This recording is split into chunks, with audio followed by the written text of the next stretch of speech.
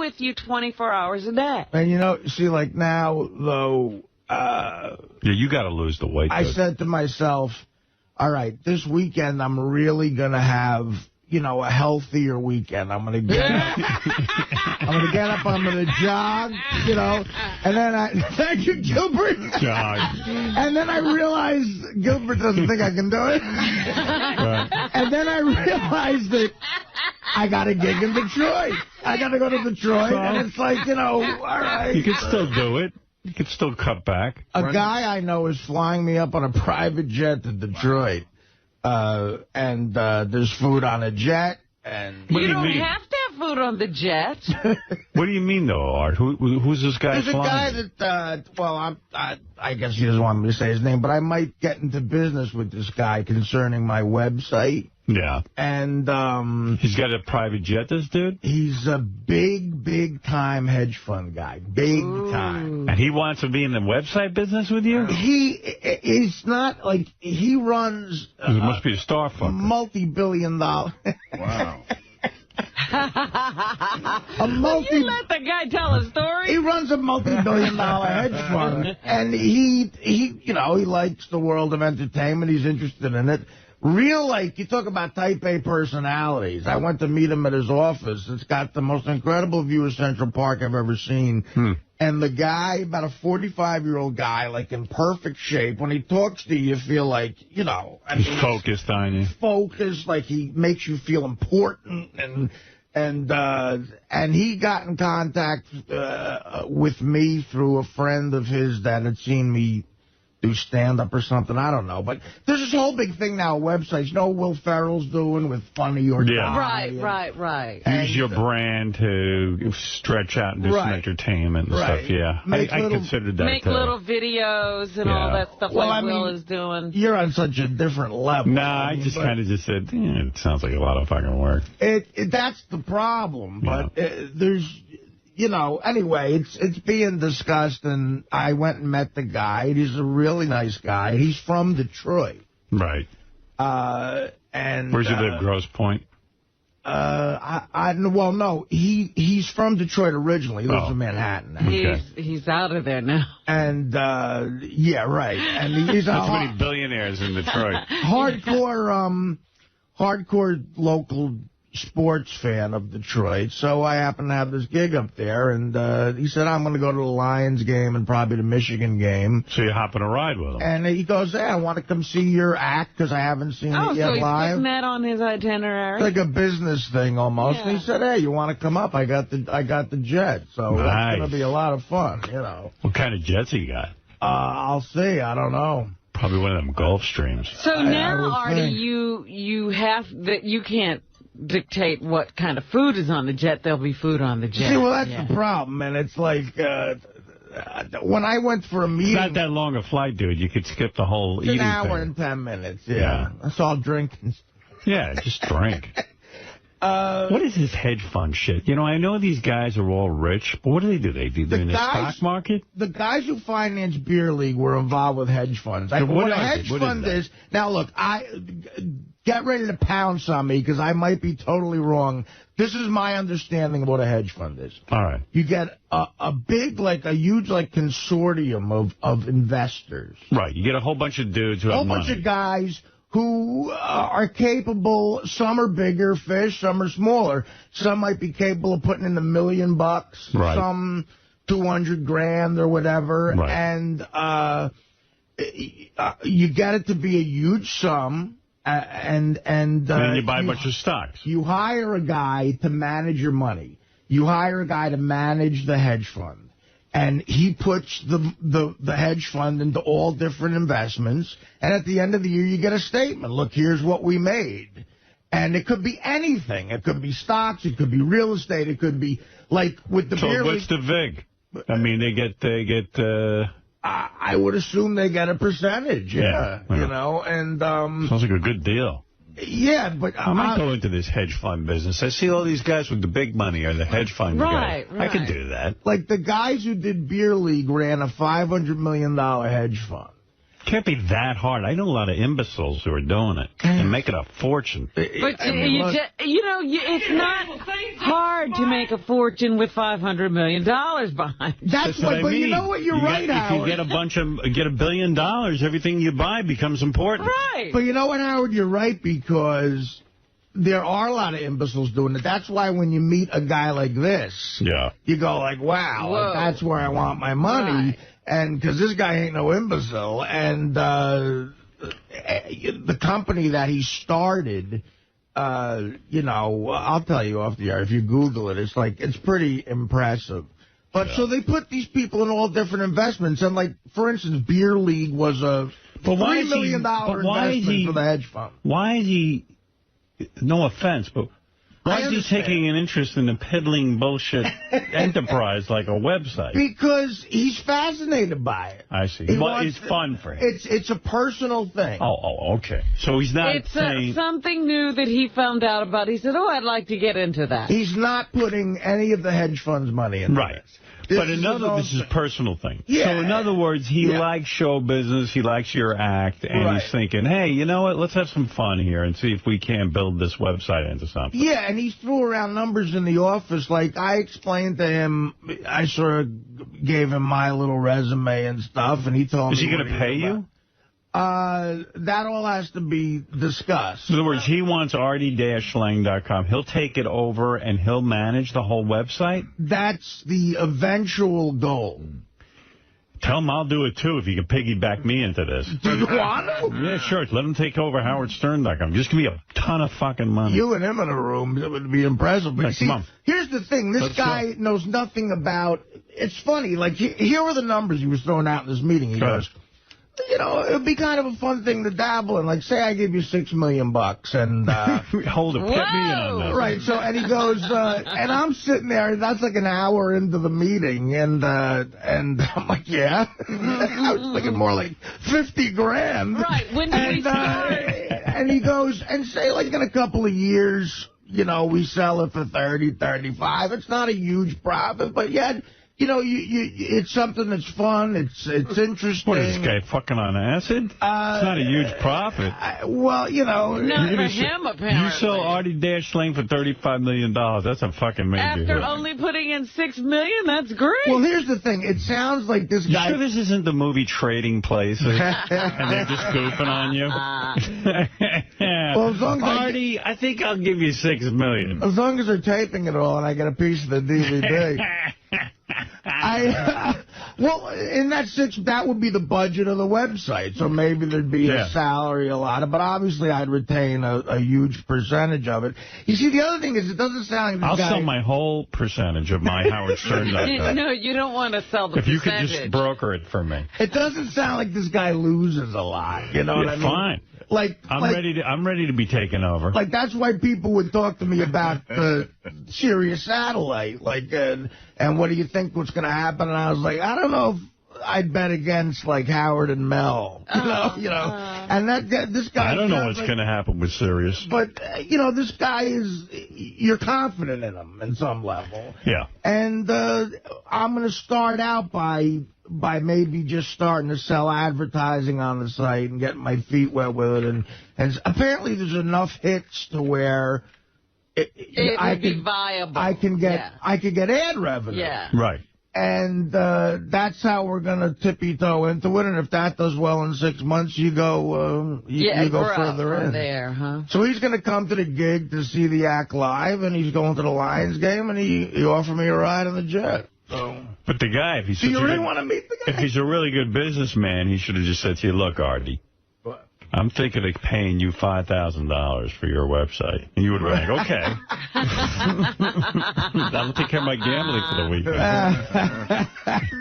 We'll just start a different one. Again, you see, but that's the thing. Like, with these companies, I read a whole article in this New York Times has opened up my entire life now. Right. So I read in the business section a few weeks ago that Yahoo is so behind Google. They missed out on all these acquisitions, like YouTube and everything else, and they're in disarray, like their infrastructure. They don't know what to do, and they got to catch up to Google. So they're like ripe to to be taken in a way. Because if any website gets kind of hot, Yahoo is sort of like buying. They're looking for everything. Yeah, whatever they can. They're behind. And hey, HowardStern.com gets a bunch of hits. Artie, see if you can broker that for me. Oh, I'm sure it must be an insane amount. Yeah. Right, yeah. Millions. Definitely. And so... How come nobody's buying me out?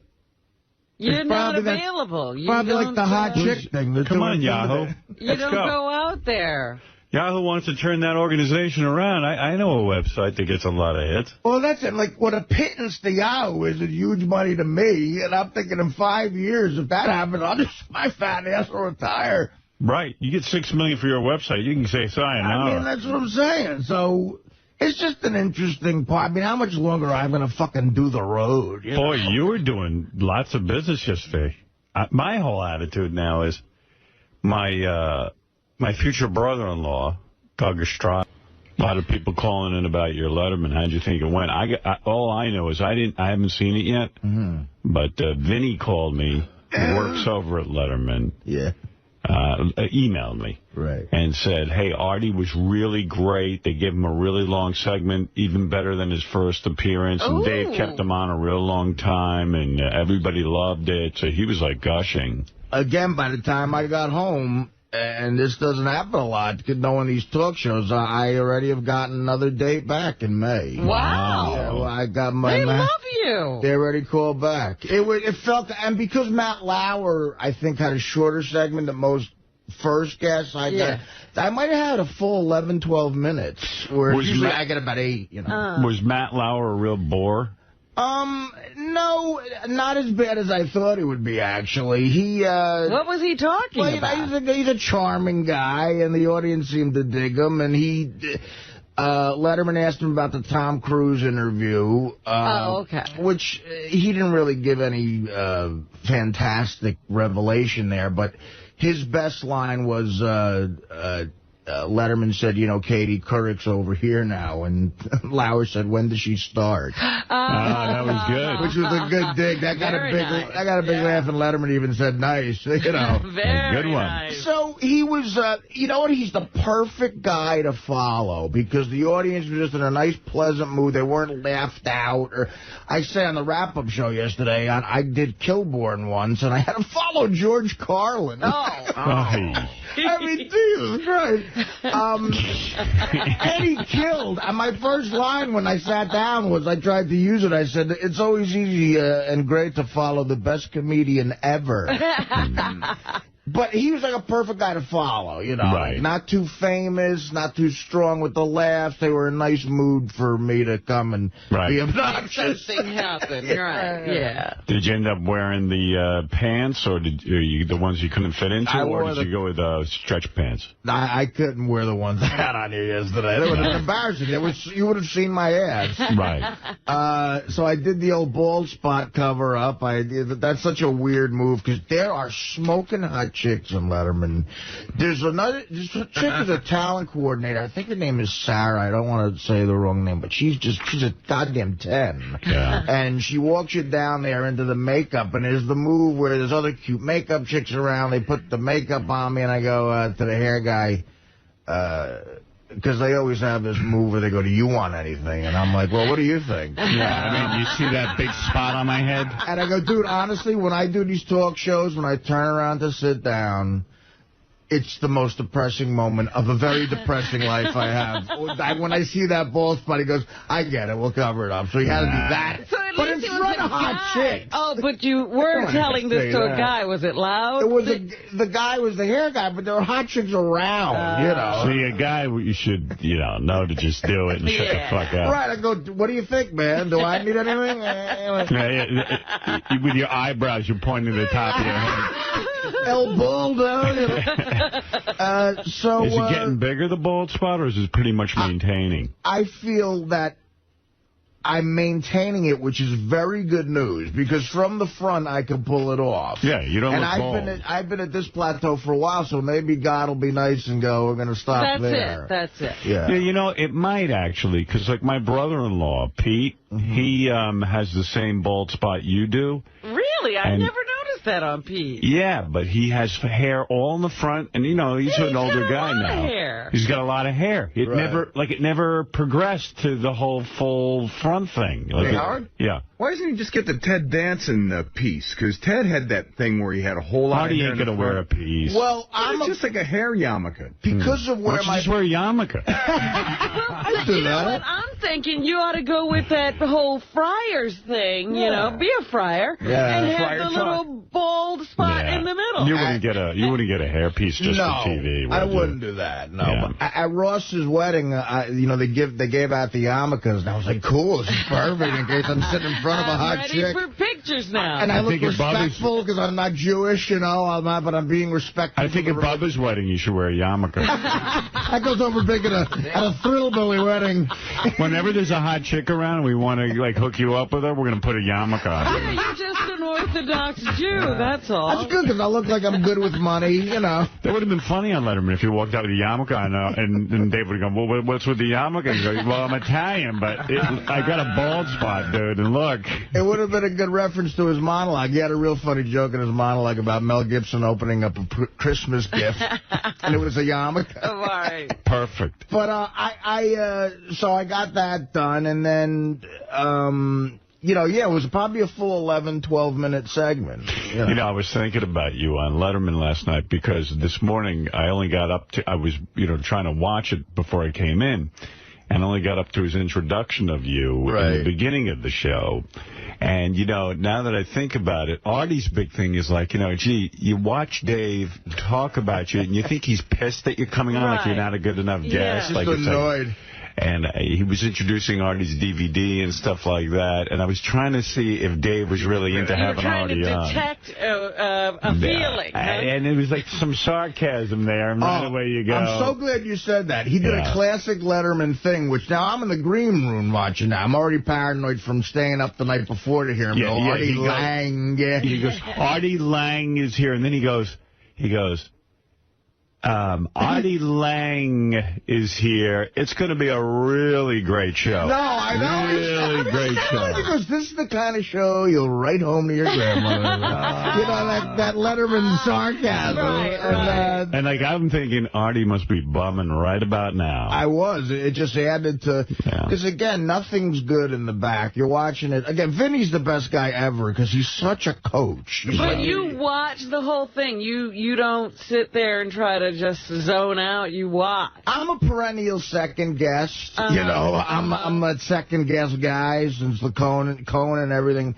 So I try to watch the whole first segment in case I could reference something to be funny again. So I watch the whole thing. I'm the same way. Before I go on, I make sure everyone... Like, Steve Langford came with me and insisted on talking to me while Letterman was taping. And I watched the show. I listened to his monologue. I want to sort of feel like I'm part of the show. Of something. Yeah, you're involved by the time you get out. Yeah. So when Steve was talking to me, I was like, Steve, I love you, but you got to shut the fuck up. Here. I'm like trying to get into this. I'm trying to sort of get into the rhythm. And also I benefit from you having just been there because they are very grateful that you go on there, you know. So they're like, you know, tell Howard thanks, and, you know, we're glad that you guys are friends of the show, and, you know, they're very complimentary. Fuck yeah, we're friends of the show. Yeah. How did your pre-interview go? Because that can always be a little unnerving. It went fantastic. Yeah? You know, my first appearance, I told him 3 stories, and we only got to 1 on the show because it went so well, the Rickles thing. And he said, you got those 2 in your back pocket. He loves those. Anything new? And I told him about doing Philly New Year's Eve and a couple of little things. And he goes, he goes, we got an embarrassment of riches here. It'll be fine. Oh, so you're like in. They are now confident about That's some major ass sucking. Yeah. Well, he's probably used to, again, Paris Hilton going, I don't know, I like dogs. Oh, please, she doesn't even give him that much. Right, you know, so. So you went on and it went well. Very well. I was very, very pleased with it. Let's see. Stoner Dude, you're on the air. You saw Artie. Go ahead. Yeah, man. Dude, that was an excellent appearance on Letterman. The story about the Philly fan on New Year's Eve calling the Giants gay was classic. Dave was just sitting back, laughing, and totally speechless. Wow. That's great. Bong hit Bill, you're on the air. Hey now, how's it going? Hey now. Happy New Year to you. Happy New Year, everybody. Hey, Artie, I loved how you told the story about the bank robbery. That was really good. Oh, he told his bank robbery story? Pulled out the bank robbery story? Well, that was the story. When I left last time, he went, good job. Come back. I can't wait to hear that bank robbery story. Letterman was actually thinking of being friends with Artie, so he heard he was a bank robber. He started looking at that list of stories and said, you better stay away from this guy. I had to tell an abbreviated version of it because we did a whole... That could take up, obviously that story. That's what's great about this show. It's long form, You can't get as comfortable. Well, I bet it felt good, right? I mean, did you feel like when you walked off that you did a good job? Really, I said, Shuli was there from the news. And again, not to seem sappy, but I even said to Shuli, I said, look, and my cousin Jeff, my older cousin, who was here for my roast, a big fan of this show, called me and said, he goes, dude, Stern in the morning and Letterman at night. He goes, what deal with the fucking devil did you make? Because, I mean, if you would have told me 20 years ago I'd have a day like that, I'd faint. So it's very, very great. You didn't break down and start drinking soda in celebration, though. No, I didn't, actually. I heard Artie on the wrap-up show. Who knows? I heard Artie on the wrap-up show was the funniest thing. This was very funny. Let me see if I can find it. I don't even know where I put it. Gary Preview, page 2. Here's Artie talking about how we're instructing him that he shouldn't drink. If he's not drinking soda, why is he drinking Hawaiian Punch?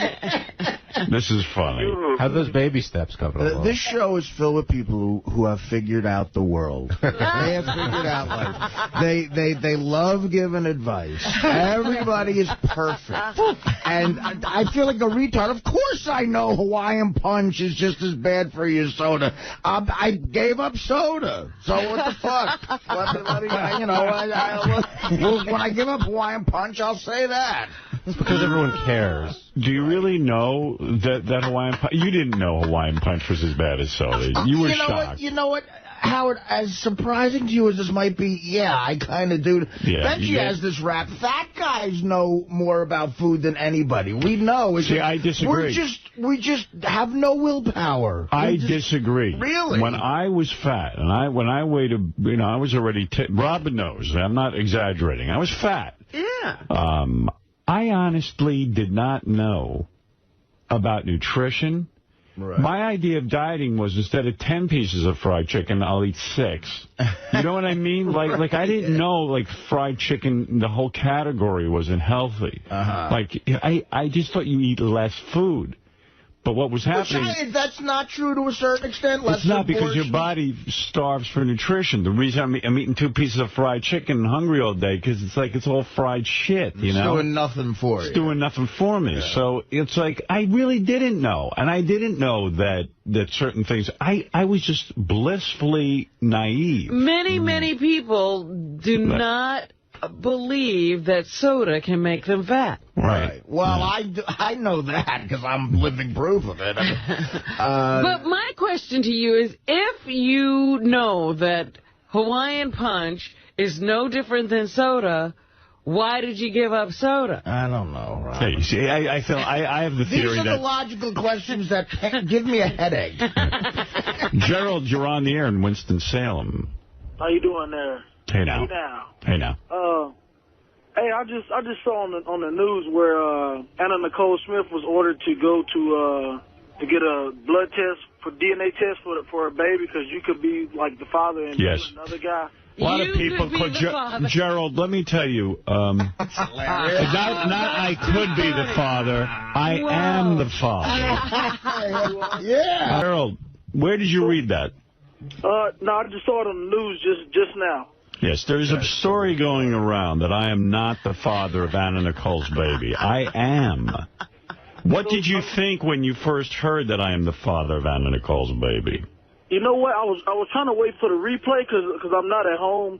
So I was trying to wait for the replay to see because it said Howard K. Stern. I was like, wait a minute. I tried to hurry up and turn it up real quick. And I'm like, what is he planning on doing? He said he don't want to have a baby. What is he going to do? I didn't want to have a baby.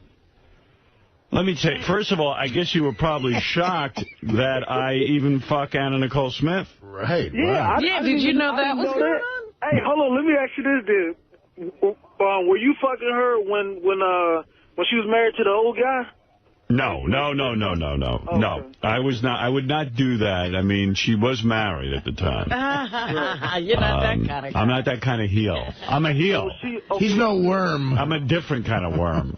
Okay, was she fat or was she skinny when you... When I fucked her, she was skinny. And let me tell you what happened, and I've never told anyone this, Gerald, but because you're an astute observer of what's going on, I'm going to talk to you. All right. This broad, I meet her at a club, and she's a good-looking broad, dumb as a wall, and, you know, I lay the stern charm on her. Well, I didn't have a rubber with me. I didn't want to get her pregnant. So I fuck her in the ass, if I can be so blunt. When she calls me up and tells me I'm the father of her baby, I'm freaking out. I said, but I put it in your behind. She goes, the sperm dripped down. Oh, God.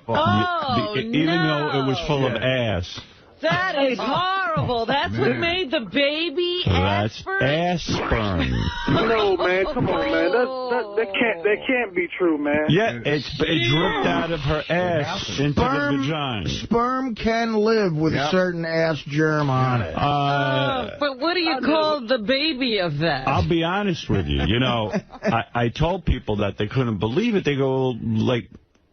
I've never heard of that. But that's called an ass and pussy baby. And I said, I've never heard that expression. They go, yeah, ass and pussy baby. I think it's the fake, Howard. You might want to read that DNA yourself, man, because I never... Well, that's why the test. I mean, have you contacted the doctor and asked the doctor, could that actually be possible, or... As you say, I asked the doctor, and I must tell you, he gave me the answer. He said to me, he even asked the same thing you did. He said, was this when Anna Nicole was fat or thin? And he said, because he said, if it was fat, you probably mixed up the ass and the pussy. This doctor was a little wild. But if she was thin... Yeah. She was thin, and I didn't mix it up. I intentionally put it there so that the baby... But there was a smaller space to travel. That's sure. It sounds like the doctor was Rodney's doctor, Dr. Vinny Boombox. Right. Yes. Oh, okay, I'm in a lot of trouble because, you know, I have a girlfriend. Man. Now how's she taking that? She's not taking it well. I had to buy her jewelry. Oh, and that took care of it? Of course. Oh, yeah. He had to buy her a blood diamond. She said, is this an ass and pussy baby? Darn, man. I kind of feel for you, man. I mean, I'm hoping that the doctor was wrong and this is not your baby, man, because, I mean, I really hate that, man. I'm not in love with her, Joe. You don't want him to have a famous woman pregnant? No, man. I mean, he doesn't need this, man. I think he's faking, man. I'm serious. I agree. That's how bras are, man. Bras are they conniving like that, man. She probably fucked another guy that night. And then she said, oh, Howard, this is your baby. Come on, get the fuck out. I would have told her, man, get the fuck out of here. I would have hung up the phone on her. Well, I did that. With this guy. I told her, get the fuck out of here. And she went to the Bahamas. And then she went to the Bahamas. Sir, when this was going on, I sort of had an inkling about it, and I agree with you. I thought it was Howard was demeaning himself by fucking her. No, it was the best lay I ever had. Like. I had a good lay. Right. You know what you guys are like. Well, then fine. All right. If the girl is willing, you have to go there, That's right? We're dogs. Well, this reminds me of the time I once got a girl pregnant from a BJ. She saved my jizz and spit it into her vagina. Afterwards. I remember that story. Yeah, and got pregnant. Man. Yeah. That was that acrobat you were doing. What was that, sir? I didn't hear your reaction to that. No, I said get the fuck out of here. Man, I don't believe that shit. No, it's true. Robin knows. She was from Cirque du Soleil. And she could actually vomit into her own vagina. Oh, yeah, she used to do that all the time. She was a great lady. She kept the sperm warm. She incubated in her mouth. Oh, my God. And, I mean, she was talking and everything. She was really good. She could pouch the sperm in her mouth. Yeah, I hate to be vile, but it's true. A lot of this stuff happens to me, Gerald. Man, I can't believe that. I mean, it sounds absurd, man. How many children do you have outside of the 14. ones you actually claim? You know? 14. Every time I get a blowjob, these girls spit it into their vagina. One actually had, Gerald, one of them actually had a mouth baby. She gave birth through the mouth. Hey, no, okay, what did they do with the placenta? Oh, well, that's a good question. Yeah. Anna ate it. Really? Yeah, she's so hungry, this girl. I mean, you know, she's a heavy girl usually. Right. Has a big appetite. Yeah, I'm telling you. And she ate the placenta of my baby. She almost ate the baby. I was hoping. So but now, she saved that part. Now I got a kid with Anna Nicole Smith. Man, I hope not, man. I don't think it's mine, though. No, it's not. Because I was in the ass. But what will you think of Howard if it is his baby? You know, no, I mean, I wouldn't think anything different. I sound like high-pitched Eric when I just did it. Nah.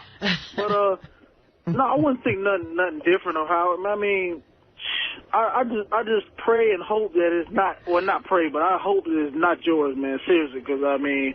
Should Howard fight for visitation if it's his? I don't want to visit that baby. He probably won't even visit. That's what I'm saying. He probably don't even want it, man. I mean, I'm the baby daddy, supposedly. As this gentleman says, you know, who can be sure? Right. You're the BD. But I don't really want to visit. No, it's some long dick dude, black guy up in damn Bahamas that done got her pregnant, man, and just...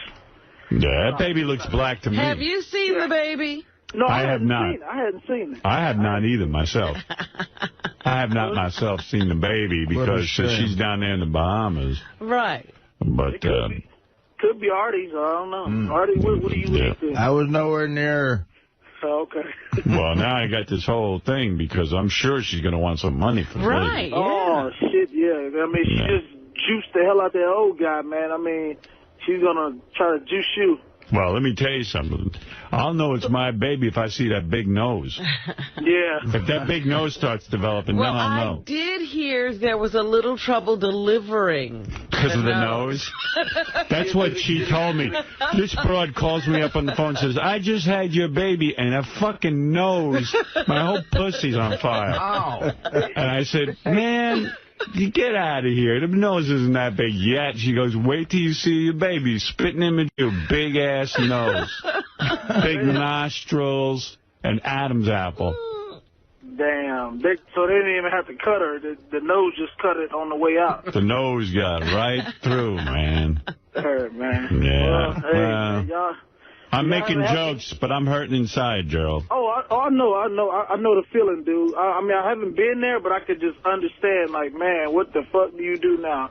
I'll probably just, I don't know, man. I get Fred to go down there and fucking rip her neck off or something. Hey, I'm not going to hurt. The woman was very generous when I had the sexual liaison. You're going to make the ass baby an orphan. I just feel bad the baby's going to be known as an ass baby, ass pussy baby. You know, which is the worst thing. Artie was an ass pussy baby, and he knows what that's like. Look at me. Look at him, man. He can't stop drinking Coca-Cola. There's something insanely wrong with me. He's got a Coca-Cola addiction. Along with everything Russell in Morrisville, you're on with Gerald. Yeah, you know, it amazes me how much of a fool his brother is. I just defended Robin yesterday, and he just gave Sal some more ammunition. Right. I don't believe that shit. Well, why are you saying Gerald's a fool? I don't understand. Gerald just feels bad for me, that's all. Yeah, Gerald, what is... There is more than one Howard Stern on the planet. Gerald? Yeah, I'm here. I'm listening to this guy. I'm waiting on him to make his point to say why. There is more than one Howard Stern on the planet. Howard K. Stern? You are not talking to Howard K. Stern. Oh, who is Howard K. Stern then? Howard K. Stern is the lawyer boyfriend of Nicole Smith. Oh, okay. Damn. Shit, I didn't know, man. Yeah. I only know one Howard Stern, man. Hey, what are you talking about, Russell? I'm the only Howard Stern, and who else would name their kid Howard Stern? Don't rain on our parade. Really, we're having fun here with ass pussy babies. Yeah, don't make fun of my ass pussy baby. I had to come to the brother's defense. All right. I came to Robin's defense yesterday with Sal, and lo and behold, Sal's probably drooling right now. Oh, yeah. Loving this. He loves it, man. All right, Russell, thank you. Hey, Gerald, thank you for the call. I don't know what thank you for caring. Yeah, I mean, thank you for we're caring. concerned about you. You're a good man, Gerald. We're over in the Winston-Salem area, huh? Yes, sir. All right. Well, thank you, Gerald, and thank you for listening. All right, thank you. All right, brother. And Gerald got a little bit confused about Howard K-Ster? Like you're Howard K-Ster.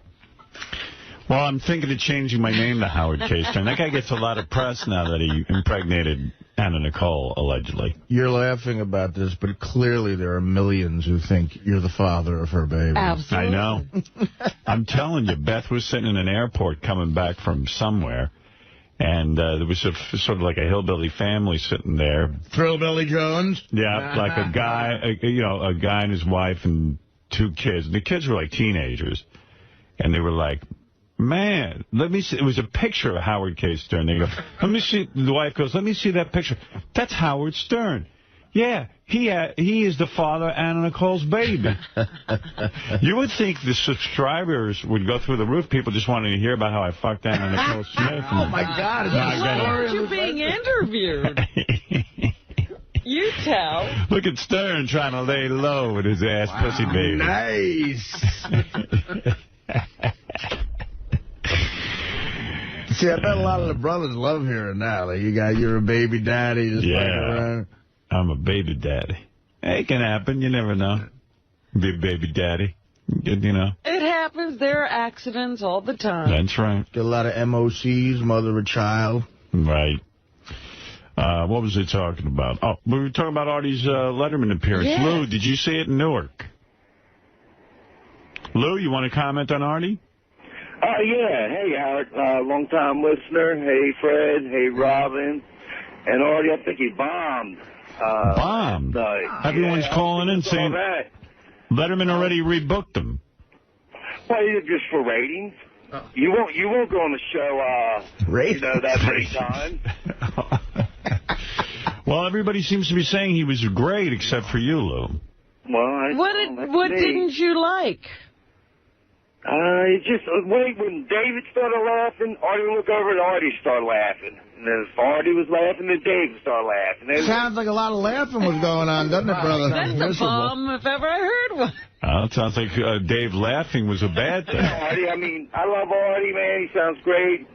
You know, the first thing happened to the show there. I just thought it wasn't all that. I stayed up to watch it. Lou is not a fan of your Letterman appearance, Artie, but that happens. I mean, what are you going to do, Bobo? What are you going to do? What's happened to that? Artie had a good appearance last night. Thank you. You liked it. I want to say, you went right away to the cup. What was in the cup? Jack Daniels or what? No, they won't let that happen. I've asked. You say it was a great appearance. But you had to take a drink as soon as you got out there, Artie? Yeah, I tried to do that. That's like my new, Why are you doing that, man? You know your hand's going to shake. Well, no. It didn't shake. I just, wanted to clear my throat.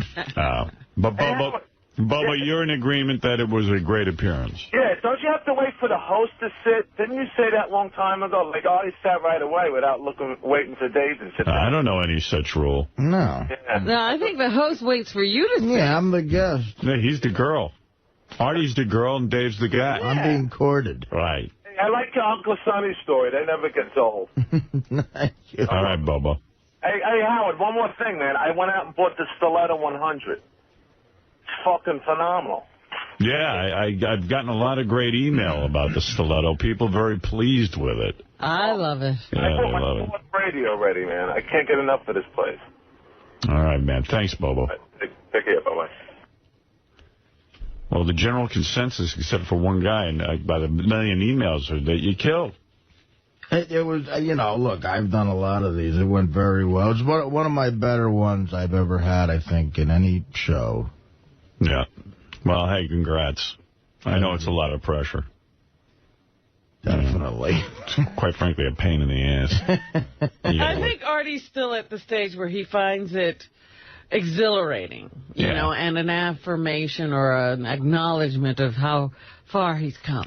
Well, Letterman, definitely, for someone from my generation, without question. The thing I don't like about doing Letterman is in some way you can go out there and sort of feel like you're a beginner, like you have something to prove. Yeah. And, you know, it's like, who the fuck wants to do that at this point? Well, you know, after a while, it becomes, you know, Letterman's now the king. You know, he has the little throne there. And you have to make him laugh. You're like the court jester who comes in there to amuse him. Right. Yeah, and I also find it very creepy, like that whole, like having this whole big audience sitting there waiting for you to do something. Like, it's just fucking, it's just crazy. It's odd. It's odd. You know, well, yeah. When do you find yourself in a situation where you're having a conversation with somebody and a bunch of people are watching? Right. Yeah, the thing I like about this show is that, like, we're just talking. I'm not aware. No audience. There's no audience. I have to look over and make sure they're happy. You know, I don't want to make, fuck them if they're not happy. Dave's got to sit there and talk to them and shit. It's just crazy, you know. But Artie, everything I'm hearing, I mean, Vinny was gushing, and Letterman evidently booked Artie right away. Yeah. So that's pretty cool. That's really, really cool. So where was I? There's so much to go through. He gave Sirius a nice mention, too, at the beginning. Saw that. He put out the DVD, and he said the Howard Stern show on Sirius. Did you see it, Robin? Because maybe you want to play it? I have to be up at this time of the morning. Yes, please play it. Artie on Letterman clips on J.D. Page in orange. Don't ask. All right. Oh, I see these are clips. All right, that's good. Welcome back to the show, Artie. Nice to see you. How was your New Year's Eve? You probably work a lot as a comedian, right? I do. As a comic, I got to work on New Year's. Is that good or not good? It's good. Well, now, because I'm a little bit known, I get a lot of good cash. It used to be bad. They used to just pay me, you know, in, like, chicken salad sandwiches. But now I get real money. And this past New Year's, I was in Philadelphia at the Tower Theater in front of 3,000 crazy Eagles fans. Oh, wow. You got Philly fans there? Yeah. They are maniacs. I mean, I'm a New York Giant fan, and we're playing each other next week in the playoffs. And they know that from the radio, that I'm a Giant fan. So I come out, I try to be all happy, and I go, Happy New Year, Philly, and it gets nothing. No laughs. Nobody does anything. And then finally, a guy in the audience helps me out. He yells out, You and the Giants are both gay.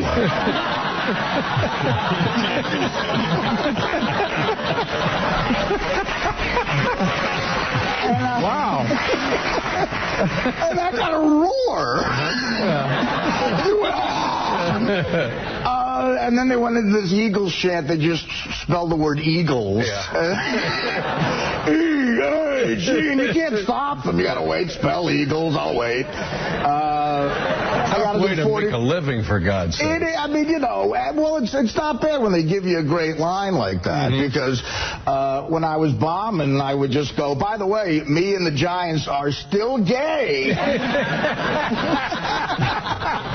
Yeah, that's right, you're both gay. If there was a real lull, I would say, on my way down here, guys, I saw Eli Manning, the quarterback for the Giants, making out with a dude.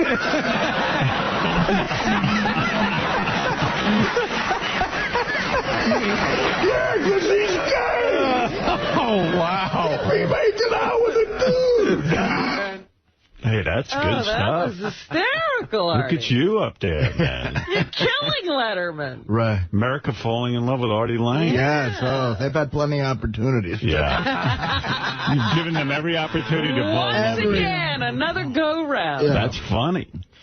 Why don't you use that routine on this show? That's funny. You never told us that. Well, you know. Too busy with his Coca-Cola addiction. Back. No, that's funny. That's good stuff. Let me you one more? Yeah. All right. If a crowd just isn't getting it, it's just torture up there. And there's this club, 𝗦𝗵cie in Vernon Hills, Illinois. If I ever decide to kill myself, I'm going to drive to 𝗦𝗵cie in Vernon Hills, Illinois. Because I want to commit to killing myself, and there's nothing at 𝗦𝗵cie that will change my mind.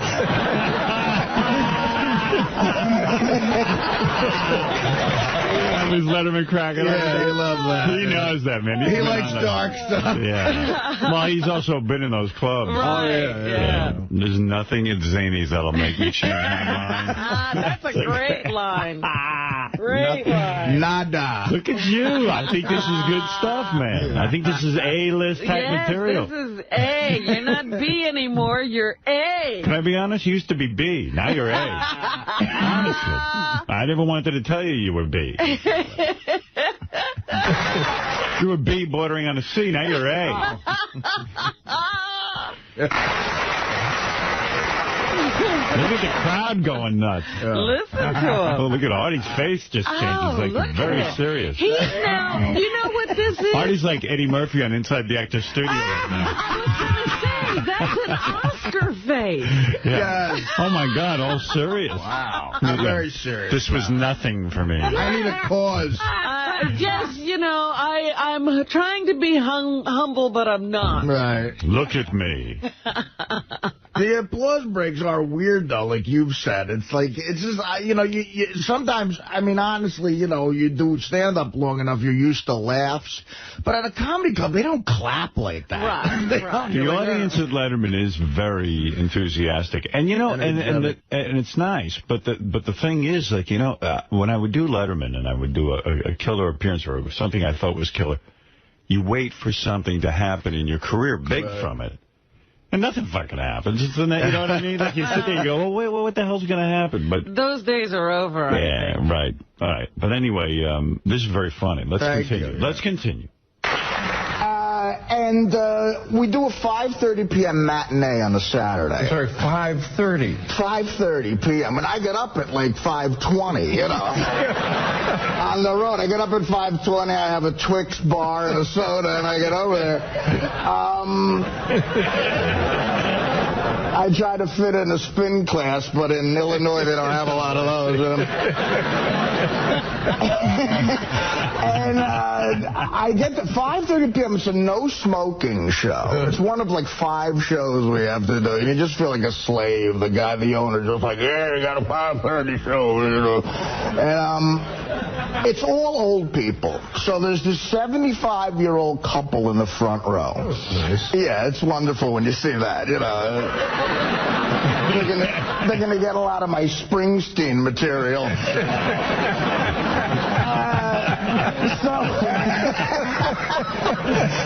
You know the third song on Born to Run, sir? And he's got this huge beer gut like I do now in suspenders, and his wife's next to him. Nobody laughs at any jokes, but this guy feels he has to make some sort of noise. So instead of laughing, after every joke, all you hear is this guy go like this. I'm not something. And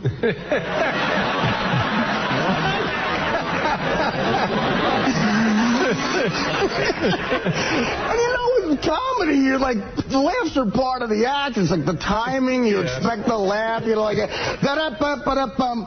I'm not something.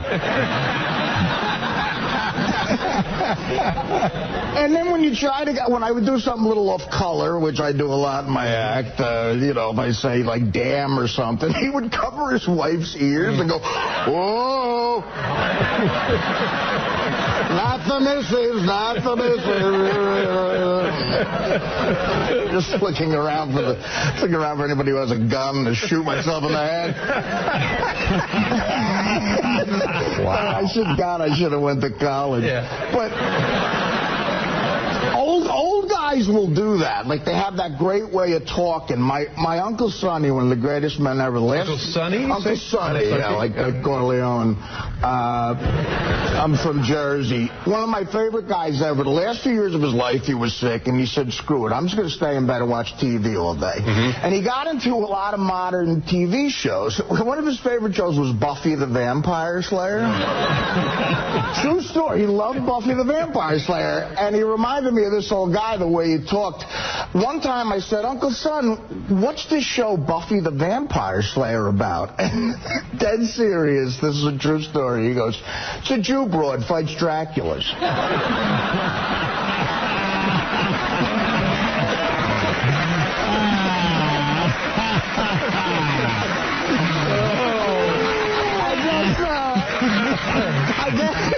I guess he watched the end of the show, saw Geller, maybe she's Jewish or something. He did like research, and she fights vampires. It's a Jew broad fights Draculas. And then he would just eat a hunk of mozzarella like an apple, you know. My Uncle Sonny, he'd give me Yankee tickets. He had a hunk of mozzarella like an apple. He'd eat the apple, then he'd give me a Yankee ticket. He'd say, give me a kiss.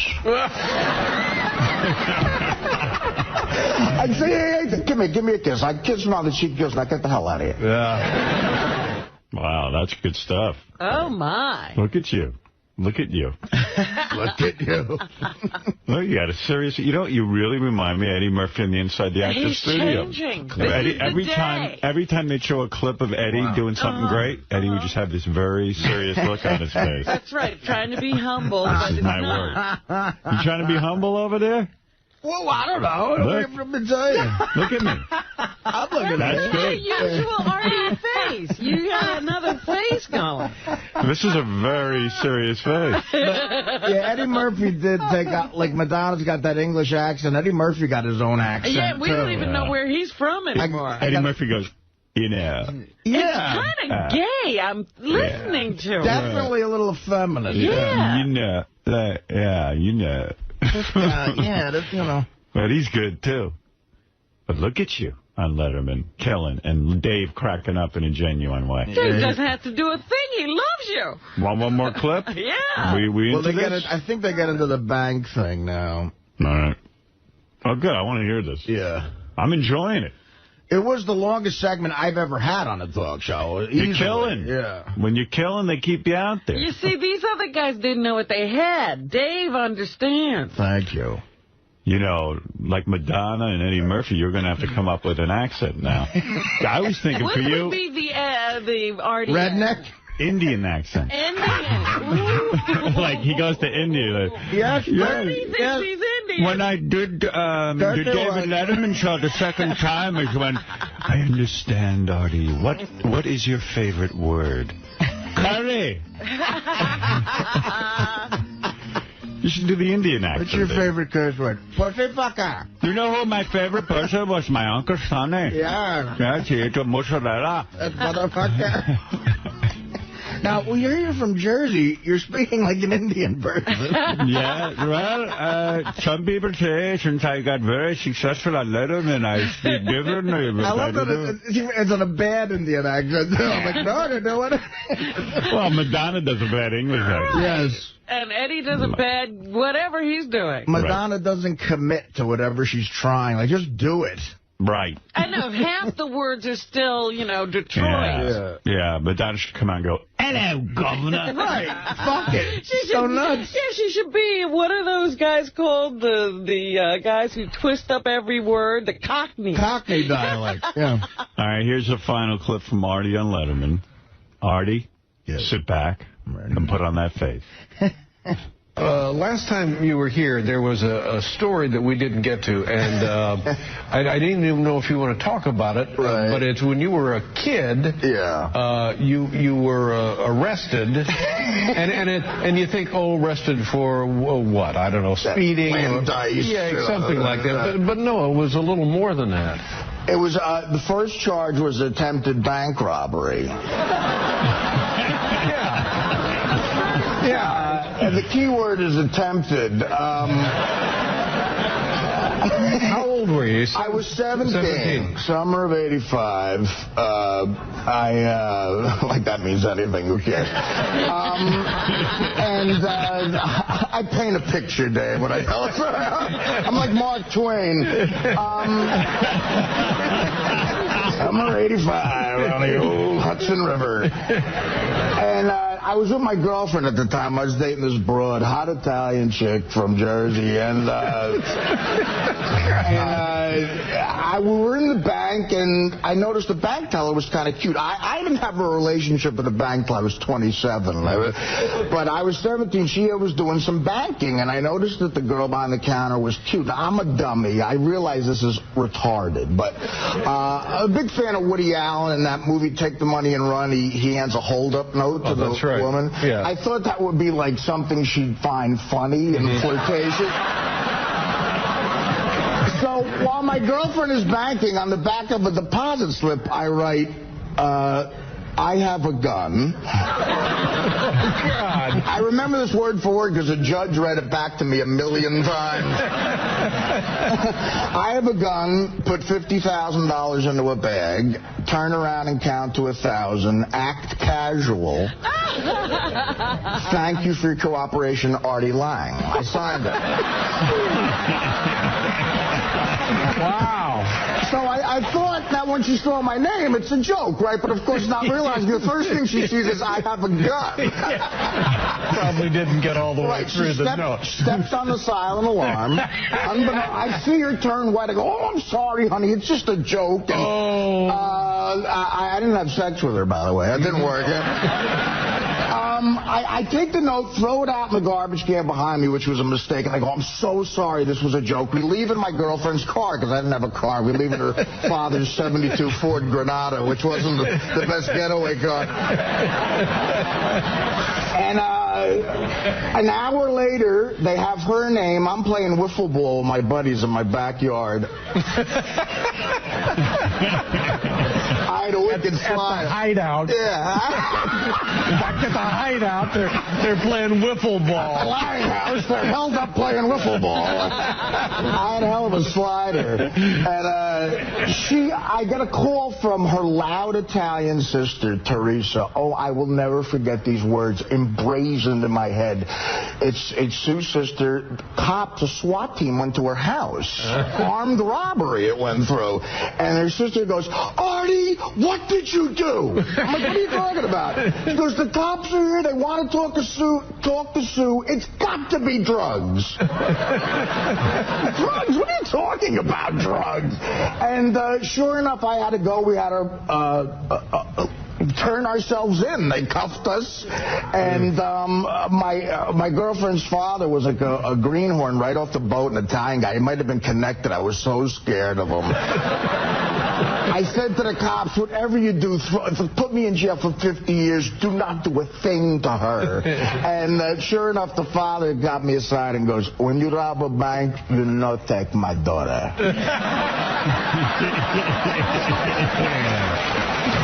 Excellent advice. Words to go by. There it is, Artie Lange's Beer League, now available on DVD.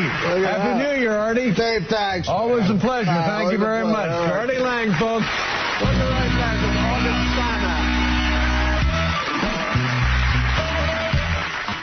Steiner. Who is next? Martha Steiner? Some band. There's 2 million bands now, man. Augustana was the name of the band. Augustana? August, like the month, A-N-A. Augustana. Oh. Is it a chick? No, I think it's a group, some sort of group. I didn't stay to watch it, but I guess that's Lauer, me, and them was why he was going, big show. Yeah, but you saved it. Yeah.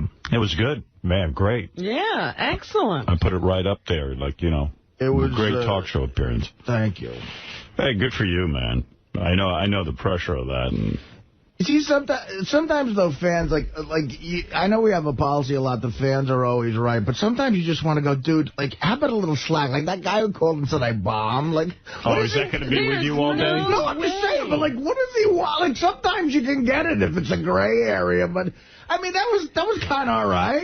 If you went on there, kind of all right.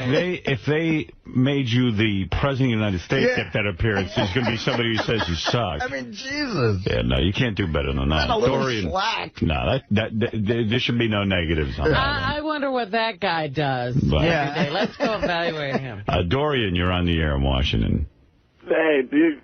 I thought you were fantastic, Artie, man. The dialogue, man, and how you deliver a joke and deliver stories is just absolutely amazing, dude. Right. It's awesome. Absolutely. But hey, man, did you just wake up or something before you...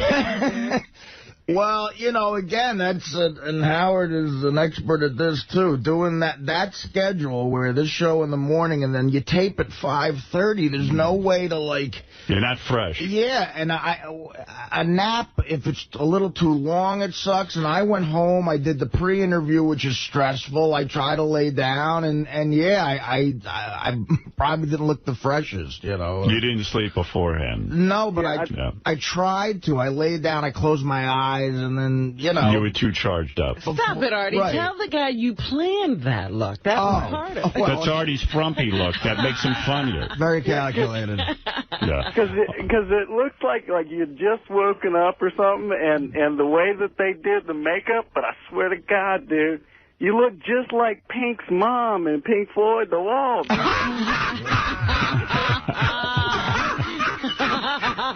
Nice. That's the nicest compliment I've ever got. What a compliment. In my arms. Oh, that's hilarious. Let's go to Dan. Dan in Cleveland, Mother, Ohio. do you think they'll drop the bomb? Yes, Dan. Hey, now. Hey, now. What's going on, brother? Hey, brother. Hey, Artie, you look like shit last night, dude. I can't believe how fat you've gotten. I did, man. That's the other thing. The other thing I can't get away from is... The other thing is, Artie could wear certain clothing that would make him look less portly, but... The turtleneck didn't help anything. You had the He had on a turtleneck? Big red turtleneck. I mean, again, it is weird. I'm sitting here, I'm going on national television. I got sleepers in my eyes. I'm dressing myself, and I'm just looking for a clean shirt. I found a turtleneck with, I don't know. I did. You're right, dude. It was not... Why don't you go to, a chick you trust, like your sister, and have her dress you? You know what? My sister has done that for me in the past, but she's in Vietnam right now. She won't come back from Vietnam. She's in hiding. She's not to dress Artie. Exactly. Get Ralphie Cakes to do it for you. You're right. Ralphie, anyone, Ralphie always says... Ralph has offered to do that, which was very nice of him, but... Why don't you take him up on that? You've always resisted. He could put you in, a big black shirt or something and drape you, Yeah. Like what Liza Minnelli does when she goes on camera. Yeah. I mean, whatever it is, dude, I'm lucky enough to wear it. It really doesn't matter what I look like. You know what I mean? It was a great appearance, Artie. Be funny if Artie's sister came back and dressed him up as a Vietnamese, rice patty. Right, he'll have one of those little with the funny big hat. jackets on and the funny hat. Geisha. Yeah, that'd be cool. He'll Artie. be pulling a rickshaw when he comes out. Artie, just came back from Vietnam. I got a Vietnamese influence now for your Letterman appearance. Oh, thank you. That'd be funny. There was that period of time, I was on the Norm show, that period of time where the Hollywood Squares were really scraping the bottom, and I did a week on the Hollywood Squares. This had to be back in, 99 when Whoopi was center square. I was next to Carmen Electra the whole 5, which is the best thing ever. That's not bad. Yeah. My sister Did she wear, hot little outfits? And stuff? Yeah. Dude, forget it. I was in the square next to her. You want to kill yourself. First of all, 2 of the, they do all 5 in one day. Right. So 2 of the days, I was next to her and Vivica Fox. They're in the square next to me. The awful, adulty conversations they would have. I'll never forget. Vapid. I'll never forget the conversation. Carmen Electra had just done the first Scary Movie. It hadn't come out yet. Right. And she's barely in it. Right. So she goes, Vivica Fox and her talking. And Vivica she really turns on the... Because I did a film with her, too. I said I was on a plane with her to Germany. She does the black thing, really over the top. So she says to Carmen, how you doing, girl? What's up? And Carmen goes, oh, I just shot a movie with Keenan. I know you know him. He put me in a film. And Vivica Fox goes, he tried to come on to you, girl? And he goes, well, no, he was real nice. It was really cold up in Canada. And it was cold in my trailer, and he got me a heater, and I thought that was nice. Wow. I'll never forget that's what you said. He got me a heater. You know what that makes me think of?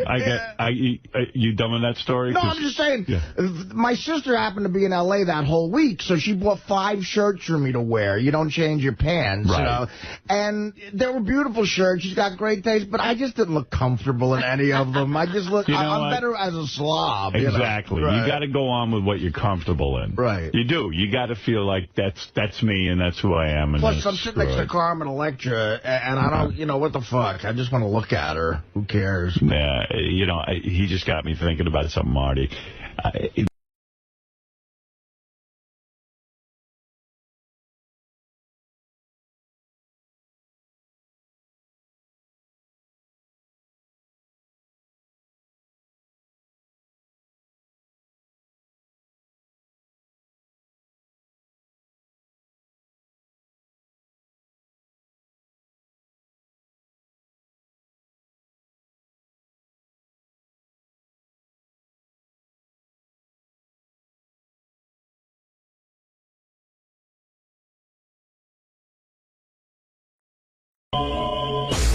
A couple of people from CBS Morning News. So it's actually going to happen? Yeah, it is happening. In fact, Gary was working on this yesterday because I was really shocked that, you know, I just figure when you work for CBS National Morning News, like this...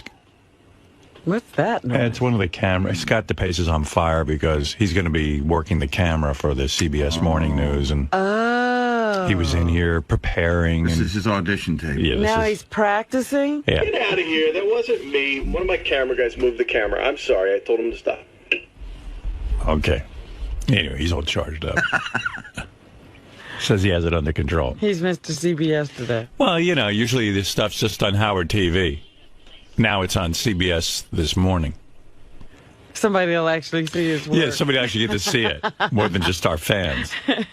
So, you know, I walked in this morning and right away saw a lovely woman from CBS. I didn't know who she was at first. She's standing in the halls with a clipboard. None of my guys carry clipboards. I just like that she had a clipboard. And she has a clipboard. I think they even worked on the flames behind you this morning. They're very vibrant. Yes. I'm like mesmerized. I didn't realize you have to stare at that the whole show. That is so tacky. It's like I'm in hell. Right. I'm constantly watching that. And today they're really on fire. CBS Morning Show producer was there, woman. I don't know her name. But she was like very excited, you know, oh, today's the big day. And they're here early. I mean, they've been here since I got here. They've been here before us. Yeah, I mean, I got in about 5:15 this morning, and they were already here. Her and 2 guys, 2 technical guys. And Gary was on the phone with them yesterday. But you would think that, like, CBS Morning News has all this cool equipment available and this and that. They apparently have no even like ISDN line or any way to broadcast back to CBS from remote locations. It's weird. Is that what the deal was? Because remember yesterday it was like they're going to come and check out the situation and see if they can do it. Yeah, like they weren't even sure they could have me on the air and broadcast to them at the same time. What was going on there? What don't they have? Apparently, the show isn't even in high definition yet. That's coming in May. So they were saying that Local built all these brand new studios. So if you turn on CBS in the morning from 5 a.m. to 7 a.m., it's in HD, and then the early show comes on, and it's not. And so they were saying that they didn't have ISDN lines, you know, to get us a good signal back here. And I was, you know, surprised. So I felt bad. Like it was probably like 7 or 8 o'clock last night. I wrote an email. I was like, guys, you know, I'm not going to tell you how to do your job, but if you're going to put up a phone line, it's just going to make you guys sound low rent. It's going to sound bad on our show, and we're hoping for better. And somehow they figured out how to get it. So the audio, in other words, I won't see Harry Smith. I'll hear him. Right. But originally you were going to hear him as if he were on the phone. Oh, wow. That's weird. So like in a tin can. Right. I go, what'd you say? And that makes for crappy conversation. You know, it's funny because I've been watching a lot of that stuff, you know, and I was watching a lot of the Olympics. Yeah. And there were just incredibly long lag times between a guy asking a question here and an answer over there. It was very strange. Well, that was the other thing. We were going to. You could do better on Skype. Yeah. We were going to give you. By the way, when Oprah does that, doesn't that look terrible? Yeah, it's not great. But they were going to give you a monitor so you could see Harry Smith, and we talked about this, and we finally could figure that out. Except it was going to be a second to a second and a half delay, so you'd hear him, and then his mouth would be moving, and it was just going to be very distracting. How come they can't just use like Skype or something, or like GoToMeeting or whatever?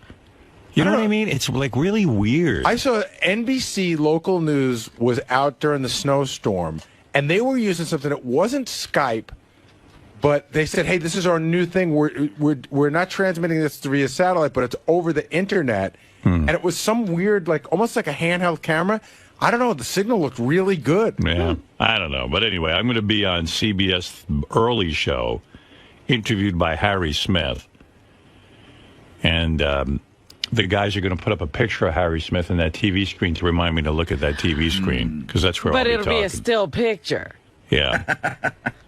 That's funny. Put up the picture. There it is. I think that's... doesn't that look like it was taken about 10 years ago, too?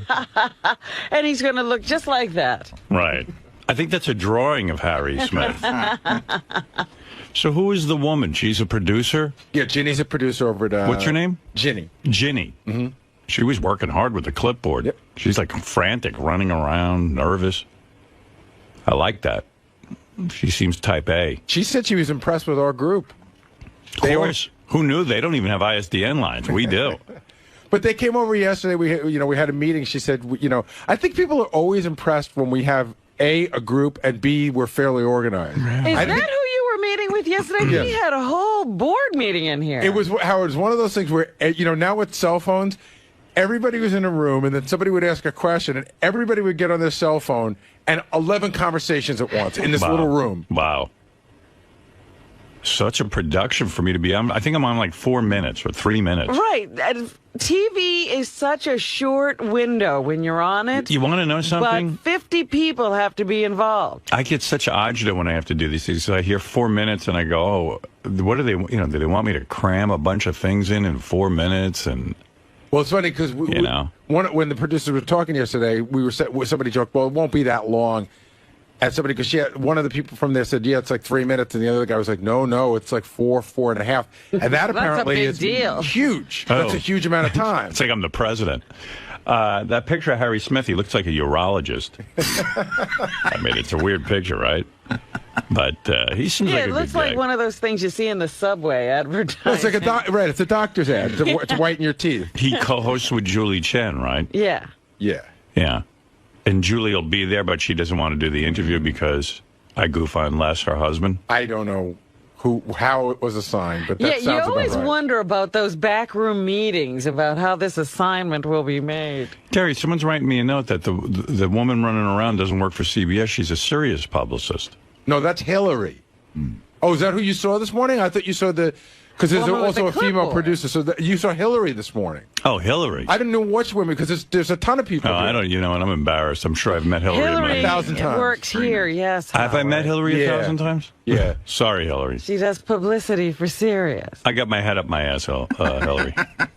Oh, that's Hillary for Sirius. Yeah, I thought you were talking because there's also a producer from CBS that I wasn't sure if she I didn't see her, or if you'd seen her. Is she here now? I don't know. No. I know she will be here, and I know we met with her yesterday. So the woman I saw in the halls is from Sirius. Okay, so the CBS producer isn't here, and you saw Hillary. Oh, I was going to say, boy, the CBS, they get up early to come here, and really, what are they going to do? Hillary doesn't usually do this, and she's up early. Hillary got up early. She made sure, like, all the names. You seem hyper to me. Calm down. Every minute. I don't know. I'm excited. All right, but slow down, man. All right. That's it. Now tell me. Take a breath. Hillary got up very early this morning. Yeah. She put all the names in the system. She was here to greet everybody. I think they started coming in at 4 o'clock. Wow. Oh, I see. To set up everything? So I just met someone this morning I've known for 5 years. Well, probably like 2. 2 years. She wasn't here when we started. But she does do a lot of stuff with us. Well, you met her again. She was impressive. She had a clipboard. She's good at what she does. I like that. Serious with the clipboards. And who were the two guys? They were from CBS? Yeah. Yeah. What's their deal? You'd never seen them before. I think there's 3 guys here. One guy is a producer, and there's 2 tech guys. Oh, okay. So we're all set to talk to Harry Smith? Yeah, I got a schedule of, like, when they might go to you. Would you like to know that? Yeah. It's on my desk. Because I'll put on my sunglasses. I'll look more handsome. You're going to do this in sunglasses? No, they're just like tinted glasses. Okay. Not sunglasses. Because that would look very strange if you're early in the morning. You look like you're a cocaine addict. Or Robin, I have my look, and it's all put together. You know. Yeah, I want to look like... I go for looking like a cocaine addict on TV. It makes people scared of me. Why is he hiding his eyes? Right. I have 5 potential times that they might go to you, but then I found out that they might go to you at these times just to tape you to promote it later. So look good at 7:15, 7:31, 7:48, and 8:01. You know, I want a heads up when they're shooting me, you know. Okay. Or maybe I don't care. I don't even want a heads up. It's just I'm picking my nose or playing with my penis. Imagine they go over to me and they don't tell me and I'm playing. Because you know me, I'm always rubbing my penis during the show. That's sort of, you know how Johnny Carson had tics? Yeah. Like he would play with his tie. And I play with my pencil. I play with my ween the entire show. And I would hate for them to cut over to me and see me playing with my ween. Can you see it on camera? I don't know. Sometimes. No, Howard, we can't see that. You can't really? Nope. Oh, good. Because I'm always. Your nose, of course, we can see that. Yeah, I'm always rubbing my penis under the console. Well, that was very cute, Scott. What? He's like, your nose, we can see that. I said, if you're picking your nose. Well, of course you can see that. Everybody knows that, Scott. Sorry, Robin. Pointing out the obvious. Yeah. When he goes off Rush Limbaugh's script, you know, he has a whole different personality. All right. Thank you, Gare. I'm still wondering what they did to these flames. They're driving me crazy.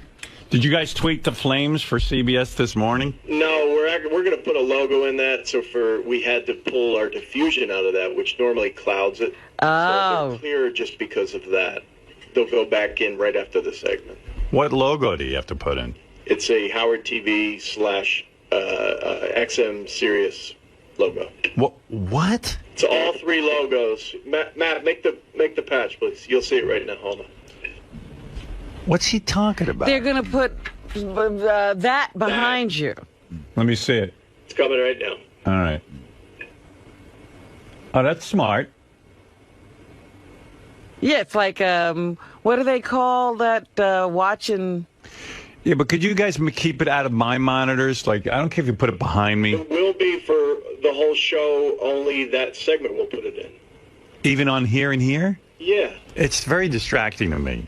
You have to understand, I don't want things to be different. Oh, and it's going to be changing like that? No. It's on a 30-second loop. After 30 seconds, it changes once.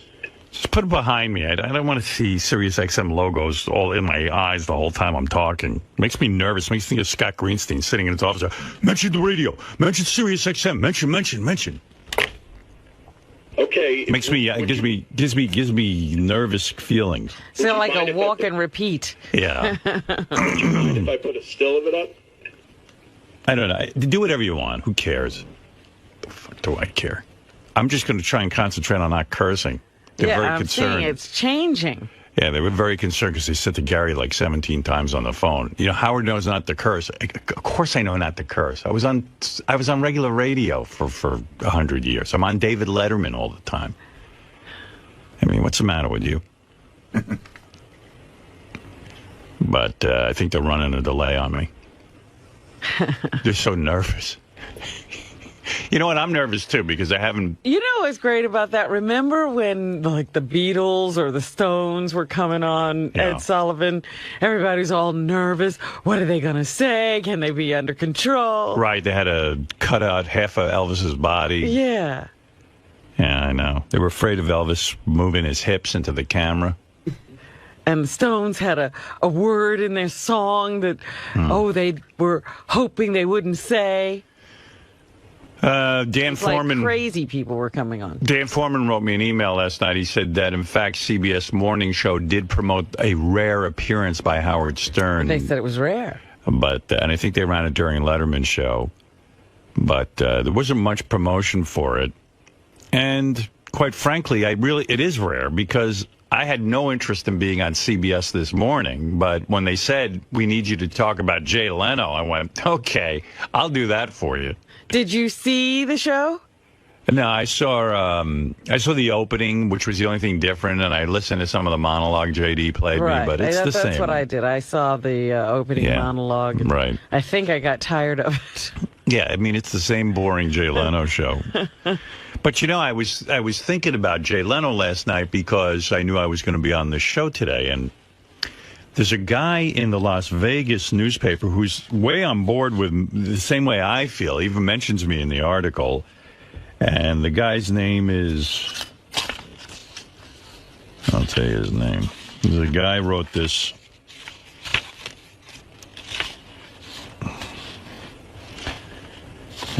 Give me a second. Okay, the guy's name is, they don't even put his name on the frickin' article. Christopher Lawrence. Yeah, but why isn't it on the article? I don't know. I mean, because the one I sent has his name. Yeah, well, it's from the reviewjournal.com. But this guy's name is Christopher Lawrence, and he was writing about the Jay Leno fiasco, The Tonight Show, and his whole thing is that, you know, he makes a really good case for what I've been saying, to boycott Jay. Don't watch Jay, because Jay's a gangster. Jay's a bully. He's like ever been bullied at school or at work. Any guy who's ever had that happen to them knows what Jay is. He's a bully. And he points out something I forgot. He says, you know, NBC had a case of buyer's remorse. Roughly 7 months after taking over The Tonight Show, the new host wasn't living up to expectations. And you think he's writing about Conan O'Brien. It was Jay. NBC went to Letterman after they first hired Jay and gave them The Tonight Show. If you remember, the ratings weren't that good. Mm-hmm. They went to Dave and said, you know what? We think we made a mistake with Jay. Would you take over The Tonight Show? And Dave picked up his bags and left and went to CBS because he had been insulted by NBC. That's what you do. Jay has continually been insulted by NBC. Jay, so after 17 years... I don't remember that happening. Yeah, you know what? And then it kind of tweaked my memory. That, you know, Dave could have easily had The Tonight Show at that point, and it had been tarnished for him. It was like, no, you gave it to Jay. Like, in other words... His relationship with NBC had been tarnished. Yeah. And he just was like, you know, forget it. This isn't Johnny Carson's Tonight Show. It's Jay Leno's crummy Tonight Show. And anyway, you know, if you remember back in time even further, Jay pushed Johnny Carson out of the Tonight Show. I mentioned that when this whole thing started. I said, look, Jay's just having what happened to... What's happening to him now is what he did. To Johnny. He pushed Johnny out. So anyway, you talk about being bullied at work. So after 17 years of being on The Tonight Show, NBC turns around to Jay Leno and says, get out. We're giving the show to Conan. We don't want you anymore. Now, most guys would have been like, you've got to be kidding me. I'm number one and you're in the time slot. Goodbye. Wait till you see how this smacks you right in the head. Right. I'll show you. Jay doesn't do that. Well, I shouldn't go through this. This is what I'm going to talk about. True. You're on fire right now. This is how you should be when they're interviewing you. The point is that, and also I'll talk about how Jay's a thief on the CBS Morning Show. I mean, you know, even like, I know I'm going to get rapped bad for this, but it's the truth. You know, before I went on the air, you never saw interns on any TV show or included in any radio show. You know, this Ross the intern, you know, we had interns. We used to bring you behind the scenes and bring people on the air that worked around the office. And, you know, everything about Jay's show is a ripoff. You know, he does his version of Stupid Pet Tricks. He does his version of Howard Stern's homeless game, which is the jaywalking signature bed. They were talking about... also in this article, which I have been pointing out for weeks, this green car routine, which was so lame, was copped from another TV show. It wasn't Jay's idea. Jay's a friggin' thief. Thief, rather. You know, and I want to point all these things out in my 4.5 minutes. And I want to say, you know, David Letterman's at least an original, and if he does take something, he admits it. Yeah, he gives credit for. I just think Dave is a man of integrity as opposed to Jay. I mean, Jay has no backbone in show business. Dave does. Dave left NBC. He walked away. He said, you know what? You've disgraced me. You've dishonored me, and I'm going to go and do my own thing somewhere else. And that's what Jay should have done. That's it. I got to get in the habit of not cursing for this interview today because I'm so used to cursing now on the air when this microphone. You're afraid of on your own now that you won't be able to handle it. I am. So for the rest of the show, I am not going to curse. Well, you know, in California, they just passed a resolution that this week is no cuss week or something. Wow. Great. So there'll be no cursing. Gary shot out of a cannon with CBS being here. Imagine trying to help. He, too, he's auditioning. You don't want to work there because it's real work. I work here. I don't know, man. It's hard work. I let you slide on a lot of stuff. Oh, come on. Did you see Gary was being all TV this morning? I walk in, all the guys are around, and Gary's wearing, you know, a nice shirt and everything. He's got a man-tailored shirt on. And Gary goes, both? Listen, so you'll be going on at 8:05 and there'll be 2 live hits. So I go. He was speaking TV lingo? So I turned to all the guys and go, what did he just say? He goes, there'll be 2 live hits. And I go, 2 live hits? What's that even mean? I literally repeated what Scott 𝗏𝗍𝗍 told me. Yeah. Like, Scott told me that walking in, so that's what I repeated. So, like, you know how people in a dumb business try to make it sound complicated? Right. There was a whole article in the paper the other day about how cops have their own language. Right. Everyone comes up with their own language. Yeah. Except, like, if you're a cop, it's life and death.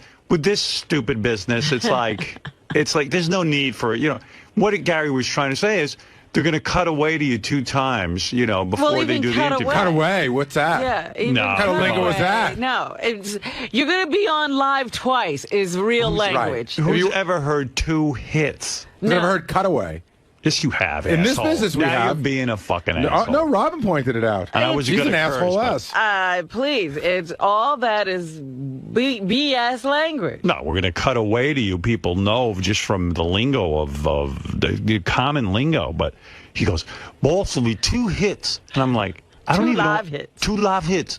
And I'm like, I don't even know what he's talking about. But Gary gets like that. Like whenever Gary puts out a memo and we're going on vacation, he goes, we'll be dark the week of March 13th. That's how everybody, like, people send me emails every day. Publicists, send me your dark days. When are you dark? Because they don't know radio doesn't say that.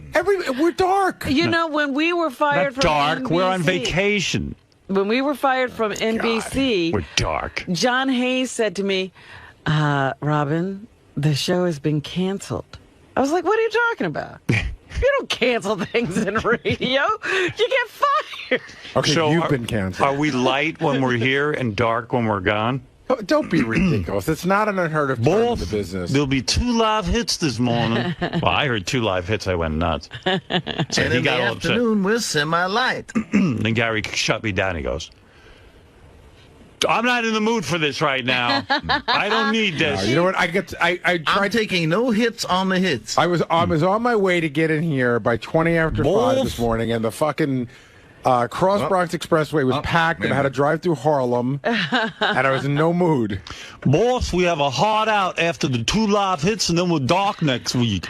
That's 𝗏𝗏𝗍𝗏's term, the hard out. Hard out. We're going to fade into a dissolve. It's a hard out. No, you're a hard on. What is a hard out? A hard out means like if you have the satellite till 7:55, they're going to shut it off at 7:55. You got to make that exact. Not 7:55:05. It's a hard out. Oh, it's a hard out. You have no room to play. How would there be a hard out? Like a hard out. You don't know a friggin' thing about TV. Hard out. When did you learn that? Ganji picking. That's what he's picked up in like 20 years of being with me. He's learned 2 new words. Hard out. To put together. You know when the hard out will be for you, Ganji? When I quit this job. Because it's going to be a hard out of the business and back into your dad's house. Do you know what he said to me the other day? I'll be eating my heart out. This is crazy. Ganji was our intern, and Ganji said to me, I said, what do you want from me? He says, I want you to throw my 40th birthday party. Wow. That's coming up soon. He's going to be 40. I asked Ralph the other day how old he is. He tells me he's 43. He's got to be older than that. He's lying, right? He's got to be 50. No. Hold he's on. like 6 years younger than me. He was only 6 years younger than you? I don't know. I believe he's 45 or 46. That's what I thought. I thought he was But he's lying. definitely not 43. Swore to me he wasn't lying. Okay, we got to take a break. Okay, I can do that. When are we doing my hard out and my... What is it called again? Live hit. When are we doing my live hit, Scott? We're doing the hard on. I don't know. I've got some times listed here as possible. 7:31, which we passed. 7:48, 8:01. We didn't pass 7:31. Oh, sorry. Sorry, I was thinking about the diffuser again. Gary, what time is the live hit? Hey, if you get a chance, go to Howard Mentions, page 1. Okay. So Harry Smith, I guess he goes to all the different markets and teases what's going on. And he cracked the same joke about you at every market, which is funny. Really? Where is that? It's Howard Mentions the far right and white. Okay. Harry Smith has a preview. He joins us this morning. Harry, good morning. Hi, Harry. Morning, guys. Have the House Majority Leader on the show this morning, right at the top, to talk about health care, other issues like that. I don't know if you noticed or not, but Jay Leno was back on NBC last night. We have the king of all media, Howard Stern, to intone, to give us some ideas about what he thinks about all of that. He's not a Jay Leno fan, just in case you were curious. And that we have checked and double-checked our 10-second delay to make sure we're not turned into a parking lot by tomorrow morning. Also, good. I'm glad somebody's listening. Harry, you have to give us a Baba Booey. You know what? We're going to save that all for the exclusive interview. All right. So we're psyched about it. We're psyched about that. Should be fun. All right, Harry, thanks a lot. Have a good day. All right. Wow. So then they go to 2 other markets and he does Same joke? Same joke, yeah. We talked to her parents yesterday. I mean, there they are. They're sitting with a district attorney who's ready to charge this guy with murder. And they are somehow holding out hope against hope. It really is an extraordinary story. We're going to talk about that. We're also going to talk to the king of all media, Howard Stern, about Leno's return to late-night TV. I'll tell you what, we're riding right up on the edge here. We have prepared and double-checked our 10-second delay. Wow. To make sure we can get through this segment. We also have, we got huge... Well, the reason he's a pro, Robin, every time he says that line, He makes it new. He's even cracking himself up with it this time. What a horrible job. It's not like he just said it. I think you got to say the same stuff over and over and over again. Just read off a teleprompter. Yeah, and for, what, 200 markets? Yeah, it's got to get a little annoying. Either he's a pro or he just has no short-term memory. He forgot he said that. I don't know much about Harry Smith. What's his deal? He's just been working for CBS a long, long time. Yeah, huh? Good for him. Okay. What's up? When's our hard out? We have a hard in coming up. Hard on just walked in. Harry Smith is 58 years old. His career started in radio. He worked on various stations from 73 to 86 in Denver and Cincinnati. Right. This is the interesting part. He worked on CBS early show from 87 to 96, and then he left, and we can't figure out if he was let go or if he quit, but then he was rehired in 2002, and he's been on ever since. I remember that being a particularly ugly situation. I think he was cut off the show. Remember, that was that first inception of this... I don't know. They keep changing the name of that show. But there was a morning show they put together, could have been after Bryant Gumbel or something, and they let Harry go, and they kept Mark McEwen and boosted his role on the show. And then this time around, when they brought in Hannah Storm and Julie Chen, they brought him back. Lucky. They say he makes $3 million a year, and he's an avid cyclist. No kidding. When did he lose his hair? That had to be tough. I should ask him. Say, I have all my hair. I'm lucky. Yeah, Bob. What's up? Hey, now, in Chicago, Bob. Bobby. Yes. You're on the air. Howard. Okay. Come on, Bob. You're killing me. Hey, Howard, I think I want to tell you that Harry's a good guy. He used to do a lot of live shots with CBS this morning. He's funny. He's a good guy. He's got a good sense of humor. And I also wanted to tell you, I'm one of these listeners that actually gets it. I love your show. I got a 3-hour commute every day. You're the best.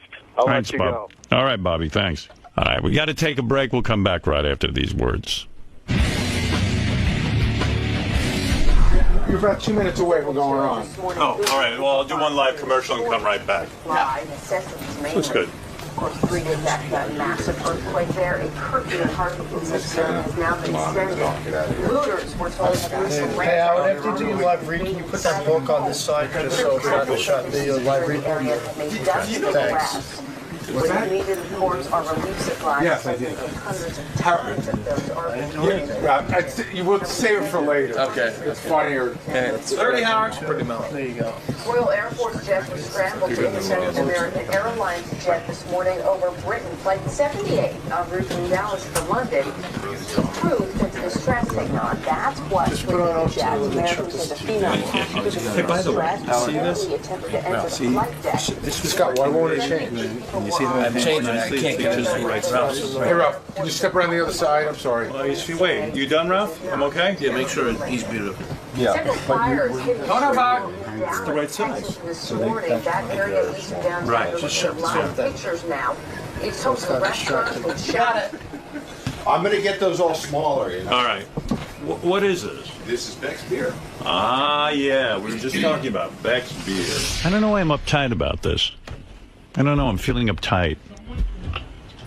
There's a lot of commotion with this. Well, I think the other thing is everybody's running in and out of here being very tense this morning, and I think that's adding to your Yeah, and dilemma. like Steve Langford's in here reporting. I don't know why Langford's standing here. Steve, why do you need to be in the studio? I mean, I'm fine with it, but why do you need to be in the studio? It's very uncomfortable for us. Yeah. I apologize for that. Well, then we get asked out. Gary if we could watch what was going on to report that angle to Stern fans. Okay. You can't watch from the control room? This is a different angle. How's that any different? All right, Fred shot out of the academy. Everything no, is it's making like, you know, because he's standing right next to me, and it's uncomfortable. Howard, you're 35 seconds away. 35 seconds away, Robin. I will now to slip a hard in or something. I will slip into my hard in. I hope I don't curse. You better not. No, I won't. Time. Good luck to you today. All right, I know a lot's riding on that. Harry, let's get inside you. All right, Lonnie, as we discussed earlier, Jay Leno returned to the Tonight Show last night, and one longtime Leno critic has some thoughts he would love to share. So, joining us from his studio at SiriusXM Radio is the king of all media, Howard Stern. Howard, how you doing? I'm doing well, Harry. Good to see you. Actually, I don't see you. I'm looking at a picture of you. I can't hear you, man. Oh, you can't hear me. Hang on. Oh, my God. Let's This try isn't one even more. working. We could hear you when you were talking to Steve Cohen before, but we can't hear Howard Stern. Let me try now. Howard, how are you? Can you hear me now? I can hear you now. Oh, Very good. Okay. Yeah, you know, Harry, first of all, you can see me. I can't see you. I'm actually looking at a painting of you that is on my screen, so that's what I see. And, Harry, listen, I got to tell you something. You've never looked better. But I wanted to say, Harry, I don't do a lot of television interviews. I'm very much a man of mystery. But when your people called me up and said, you want me to comment on late night television, man, did you get my juices flowing. Just the mere mention of Jay Leno's name makes me want to vomit. I don't like this guy. I don't disguise it. And probably what irritates me the most is people in show business are afraid to say how much they dislike Jay Leno, but I am not. I don't need him. What is it? Does it go back years ago? I mean, what is it? It seems very deep-seated in you. Well, first of all, let's look at the history of Jay Leno. Jay Leno pushed Johnny Carson out of The Tonight Show. That was number one. And he did it in a merciless way. And then Dave Letterman, who wanted the job. Okay, he didn't get the job. Fair enough. But look at the integrity of a David Letterman. David Letterman was rejected by NBC. He was told he was being passed over for the job.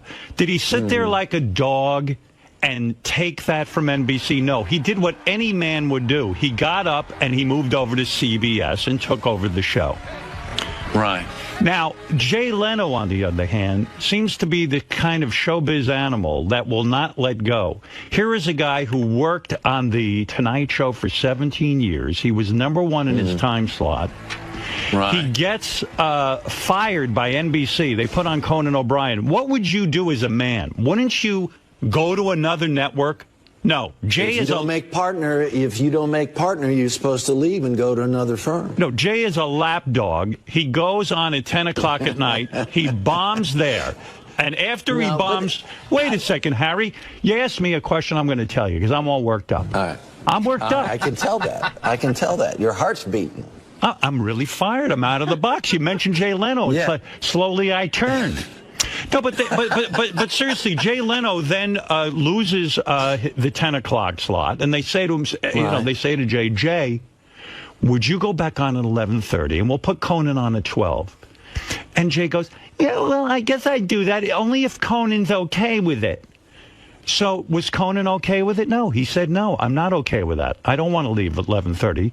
And what does Jay do? Jay takes the job. No matter what. But in the end of the day, this all comes down to money. It all is about the dough. And Jay has been spectacularly successful at 11:30. And NBC wakes up and says, we need that money back. The only way we can get it back is to put him back there. Yeah, but, Jay doesn't need the money. That's, if this is all about money, Jay is a multi-millionaire many times over. Right. Just in terms of integrity, once you make that kind of money.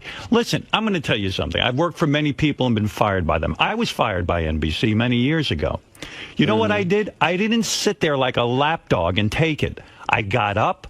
I brushed myself off, and I went on terrestrial radio on a competing station, and I buried NBC into the ground. That's what you do. Jay should have dusted himself off, gone to another network. He certainly had the money and the offers, and he should have gone and beaten Conan and beaten Dave and beaten Jimmy Kimmel and all these guys.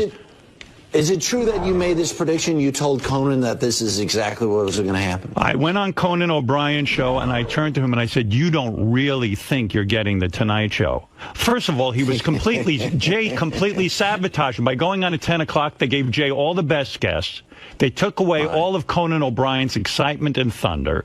They sabotaged him. But there's also no lead-in between 10 and 11 because their audience is gone. Absolutely. And, Harry, the bottom line is this. Your name is Harry, right?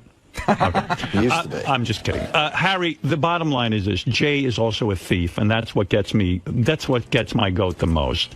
I've always considered myself an original. I consider Dave an original, David Letterman. I think he's a pioneer. David Letterman once said in an interview, he started putting his mother on the air, and he said, I got that from Howard Stern. I admire that. What Jay does, Jay takes and lifts bits directly from my show, directly from Dave's show. Even this green car bit is a ripoff from a television show in England. They don't have an original thought on that show. Jay's signature bit, jaywalking, was lifted from my show. I've been doing this bit for years. But still spectacularly successful. I have two very quick questions for you. Are you going to go back to free radio? I don't miss free radio at all. You don't miss free radio at all? I've got to tell you. Simon's place on Idol. If they gave me $100 million to take Simon Cowell's place on Idol, I would be insane not to take you. $100 million. That's 4 months' work, Harry. Even you would take that. Even Julie Chen would take that, and she's married to Les Moonves. So, listen, I would, of course, consider it. But the job is wouldn't you judge a karaoke contest for $100 million? I would. You'd have to be nuts. Yes. In this economy, I would do it. Yeah, sure. Howard, good to see you, man. I miss you. I see you in the park all the time running with you. I know. You're an avid runner. Everybody talks about you. No, I said I'm on the bike, dude. Oh, you're a bike? Yeah. You're a bike guy. Going the opposite direction. I hate those bike guys. Oh, you got to go? You got something big to go to? I'm going to run you off the road. You have absolutely nothing to go to. You should stick with me the rest of the morning. All right, Harry. Good luck with that show of yours. Two more superstars are here, 𝗵𝗵McIntyre and Blake Shelton, to announce the nominees for this year's Academy. I would have stuck with me, not Reba. And they're just announcing what? I don't know. That was great. You did a great job. Thank you, Robin. I wanted to make you fire. proud. Well, you got all your points out. You're like a politician. You made all your points. I had more to say. But you got the big ones out. But Jay's Harry a wouldn't thief, shut up. And Jay's Jay's a thief. Guy. He's a bum. I didn't even get to say I'm here. I was leading into, they asked me about terrestrial radio. I was going to say, I love it here at SiriusXM. Well, that's why it's great that you had the walk and repeat, because you didn't have to say it. He said it first. Right, but I would have liked to have said that. But they cut me off. I was on a roll. You never, at 4 minutes, you can't say much. 4 minutes? I've got diarrhea of the mouth. I can't, if I can't finish up in 4 minutes. You know what that was like? That was like taking a massive dump. Yeah. I felt good. It was like taking the SATs. I was like vomiting. Where's that producer? I bet he's thrilled. Get back in here and tell us how he did. I need immediate feedback. Yes. What are they thinking over there? What's the feedback? They should have let me go longer. Are they coming back to him? Letterman's got to be coming in his pants from what I said. Oh, he's only wishing he was up in his room. Yeah. Watching it with one of his girls. Letterman literally wishes he was coming in his pants.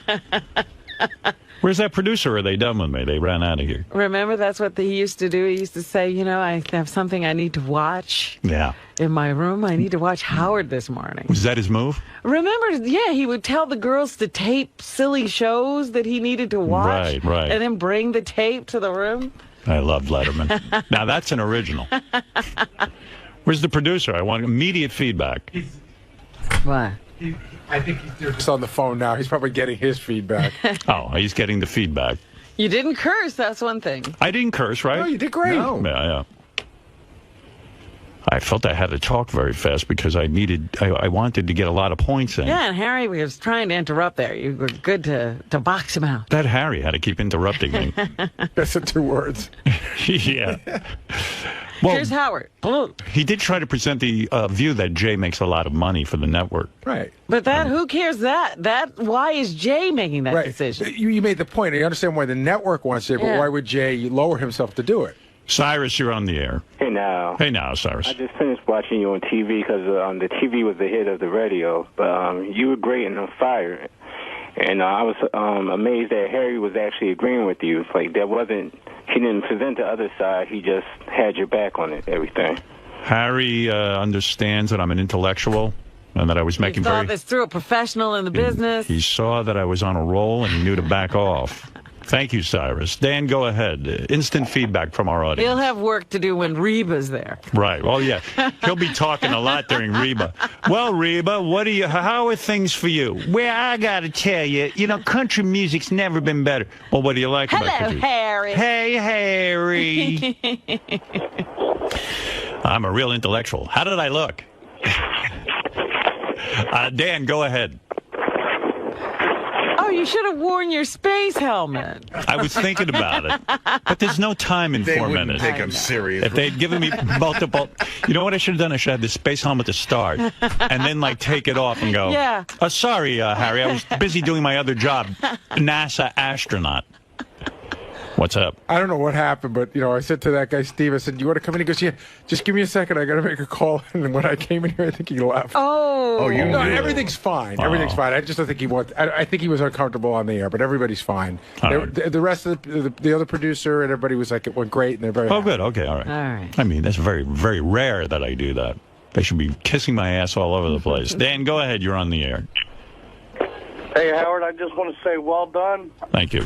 I was a guy who called yesterday and told you not to talk about Jay Leno, but I feel they didn't give you enough time at all. See? Here's a guy. Howard, you were complaining about me talking about Jay Leno. Now you wanted more. I got a couple of emails here, and if it's true or not, they said they cut off a significant part, the last part of the interview.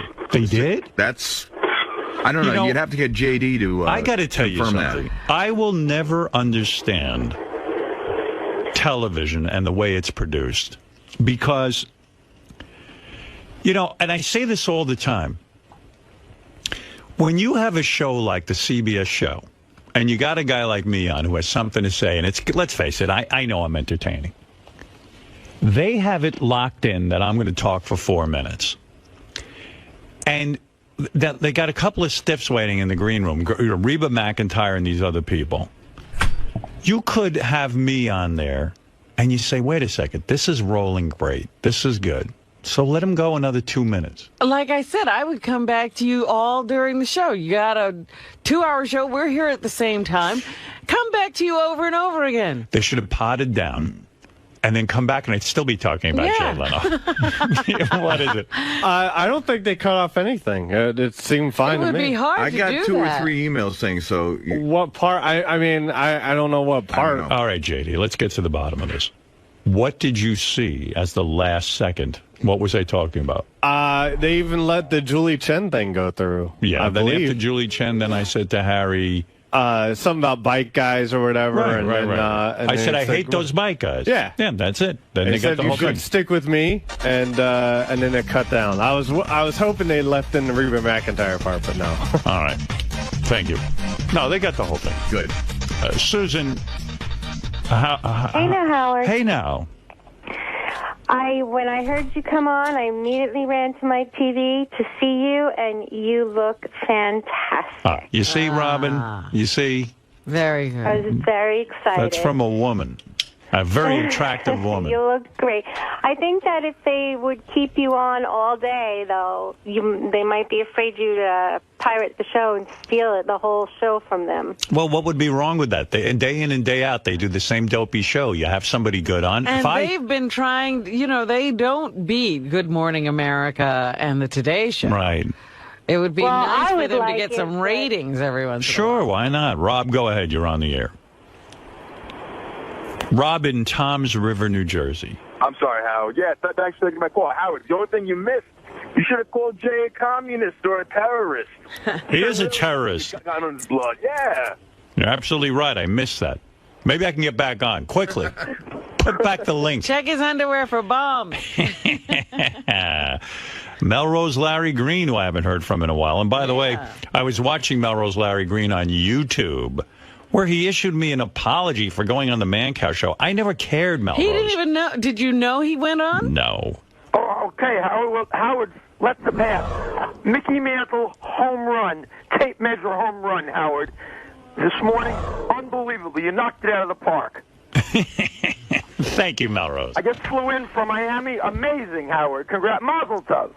Melrose flying in from Miami just to tell me that, just to catch me on TV. Howard. Yes, Jeff the Drunk. You did good. You did swear. I'm so proud of you. Well, thank you, Jeff. I actually, I know Jeff does. One thing Jeff the Drunk does is watch TV all day. Yes. So if anybody knows if something was entertaining, it would be Jeff. I saw Marianne from Brooklyn. Oh, was she on? She was on just before your interview. She was out there with in the weather crowd? Holding the sign. Holding a big sign. What did the sign say? Oh, I don't know. No.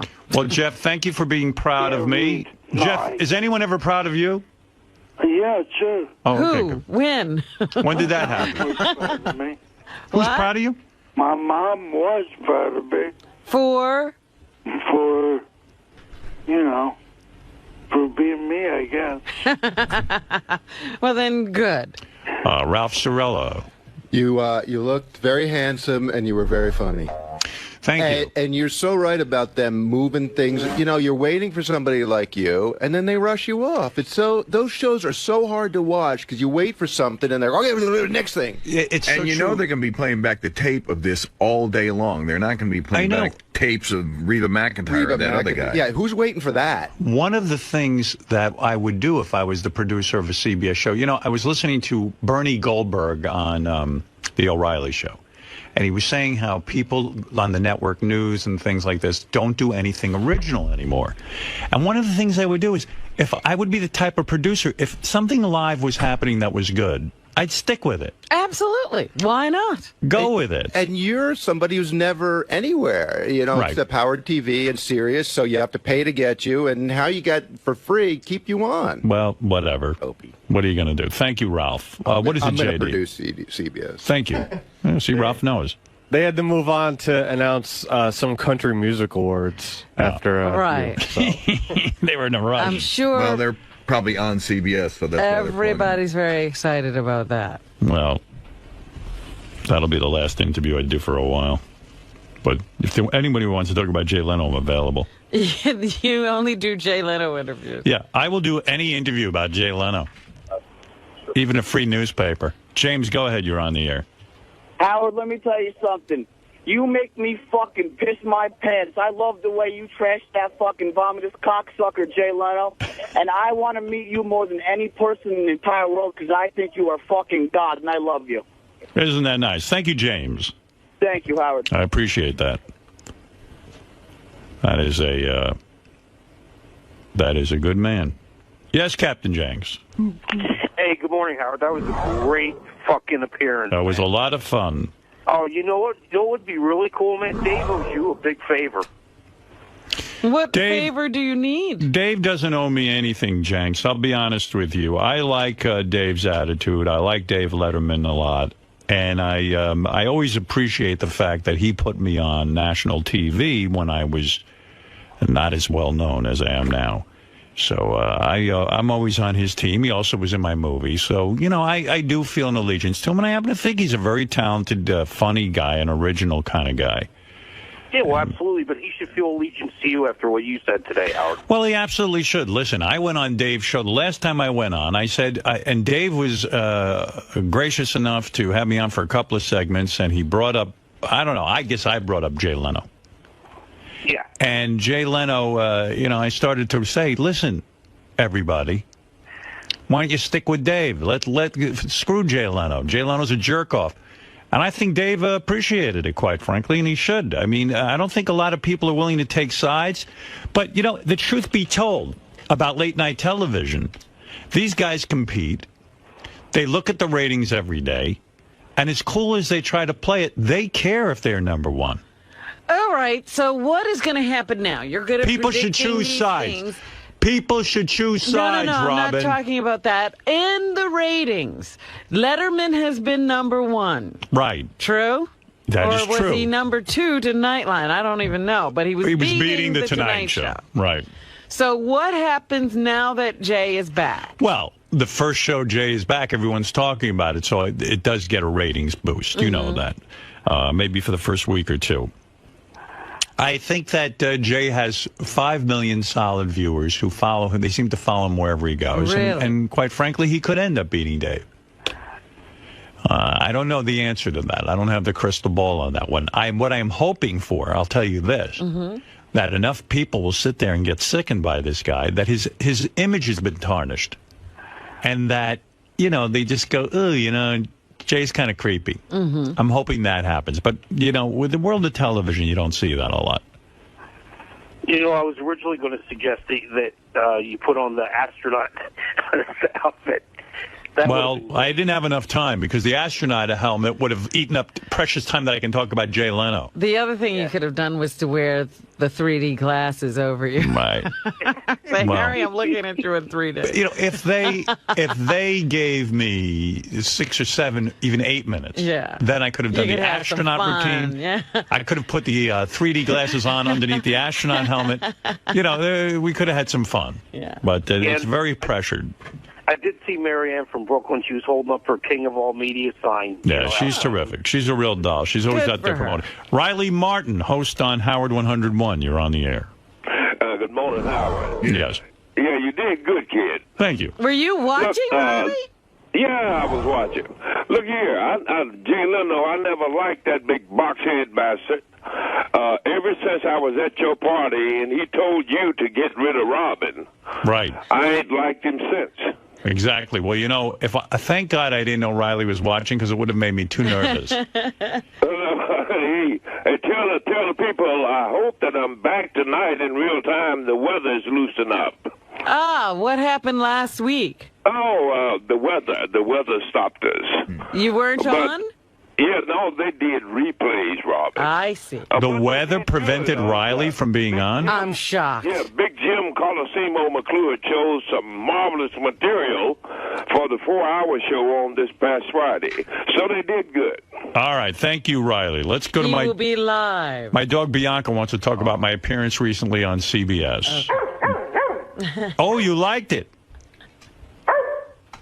Bark once if you thought I looked handsome.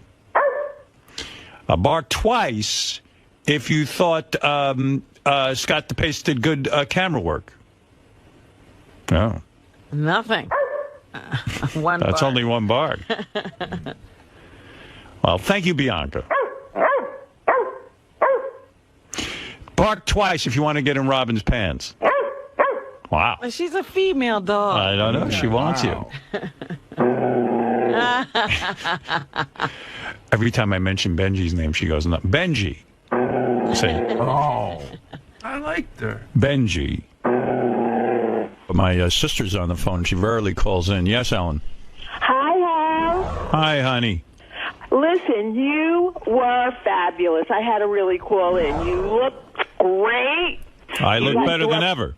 Yeah, you do. You were precise. You got your points out, and I've been around a lot of politicians. You are the best. You should have been governor. I should have been governor. Believe me, I'd be less of a disgrace than this guy. Oh, my God. We'd have for so sure, much Hal. less Right. anxiety in the governor's office. Oh, my. What? I'm sorry, Ellen. Go ahead. No, it's a bad connection, but I'm just so proud of you, and you were wonderful. That's all I called in to say. Thank you. That's my sister Ellen, who is wonderful. Thank you. Okay, bye-bye. I tell you, no one really talks to me about the radio show. I go 4 minutes on TV. Everyone wants to talk about it. Steve, how'd it go this morning? I thought Howard did a great job. I mean, as we expected, he had some really great insights. So we really appreciated being here. Thank you. I've been in sort of show business for like 30 years at least. Mm-hmm. I've never heard of a live hit. Have you? I mean, you really should be making fun of DePace. I just repeated what he told me. But that's my point. If DePace says it, all of a sudden it becomes part of your lingo. Like, why do you pick it up? You should have been like, I don't say live hit. We've never. I'm going to fight with him on the way into. I mean, No, but I mean, like, why are you saying to me, Bolf, there's a live hit? Like, you always want to act like you're in television or you know something. I want to act like I'm in show business after 27 years. You do.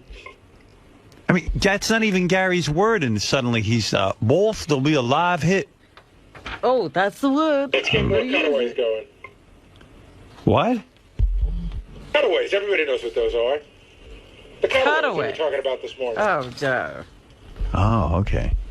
What's he talking about? You don't get anything that distracts from your argument. No, live hit was Scott DePace's. Why would you say it? I think that's what they said.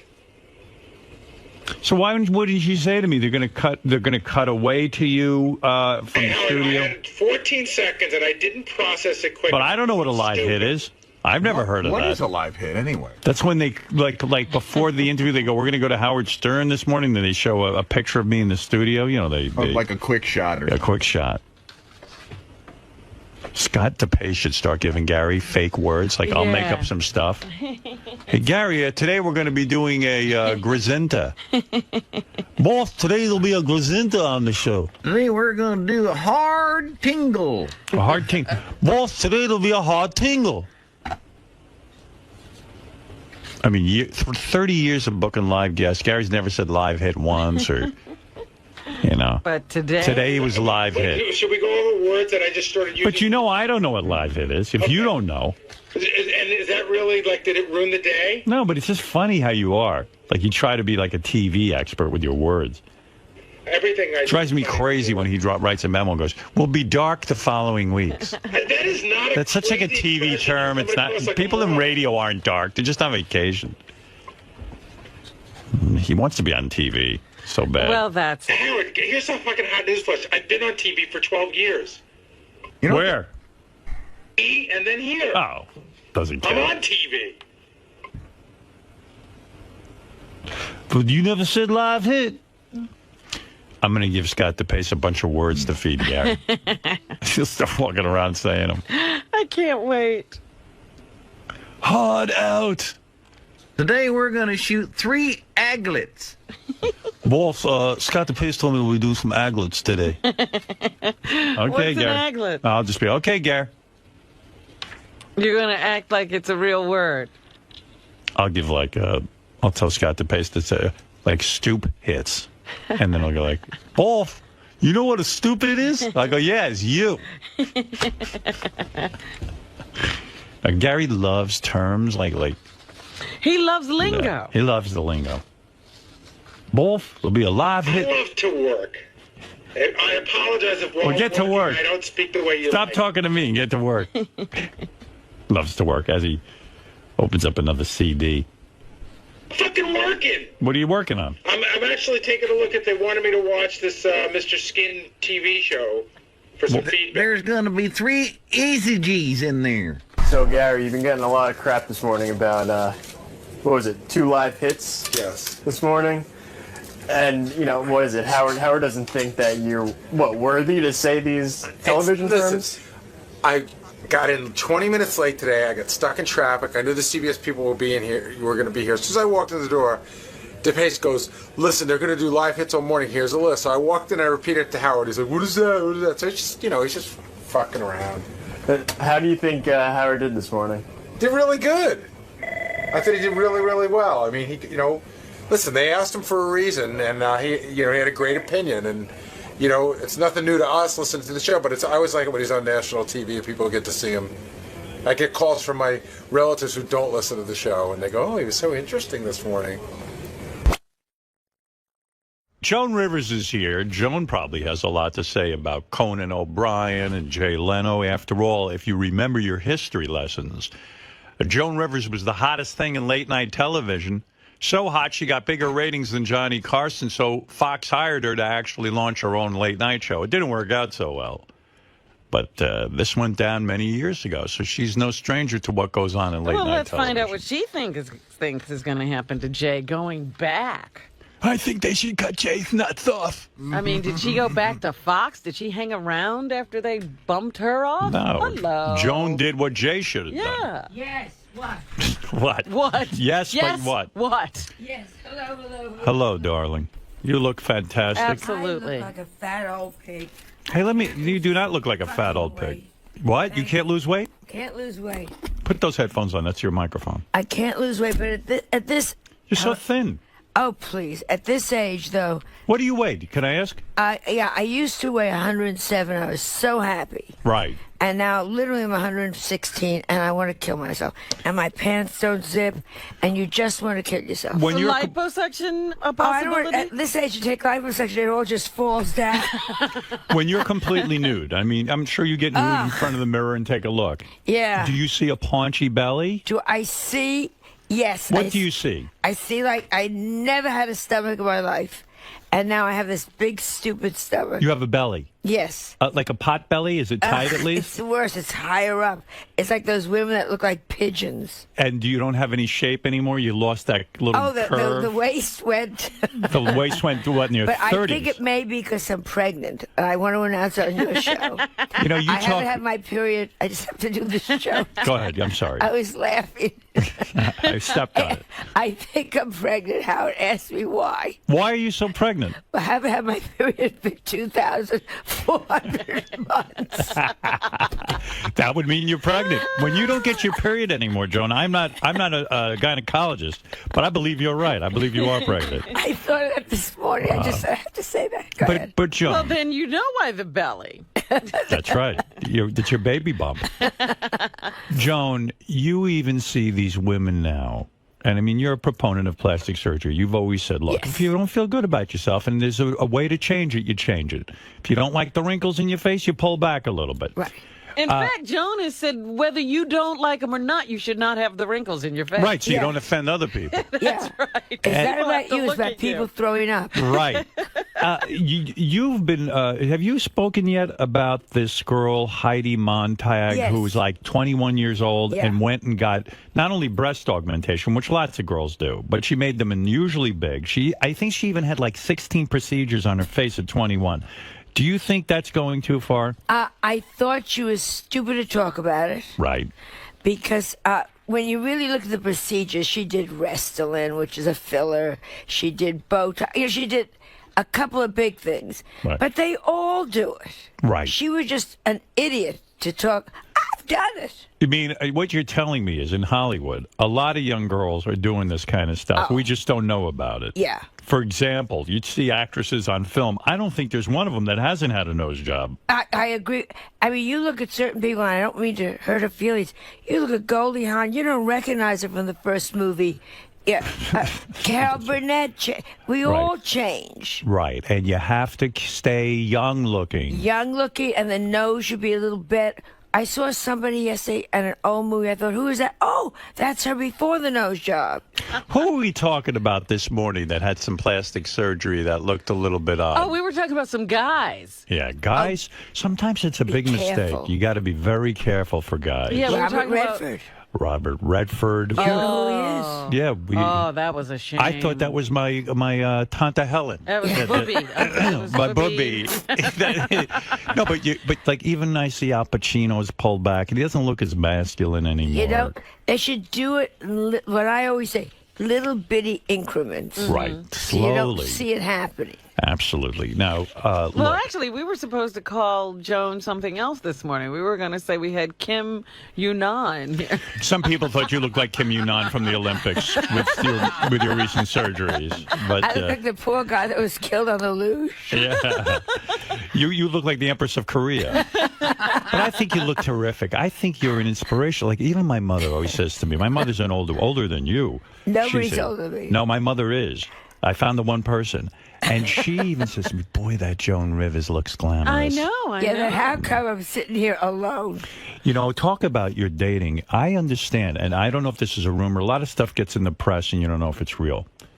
You were recently on a date where during the date the guy dropped dead. You're now dating guys who die in the middle of the date. Yes, I don't. But that's a successful relationship. Let me explain to you. Yeah, you can't say he left you.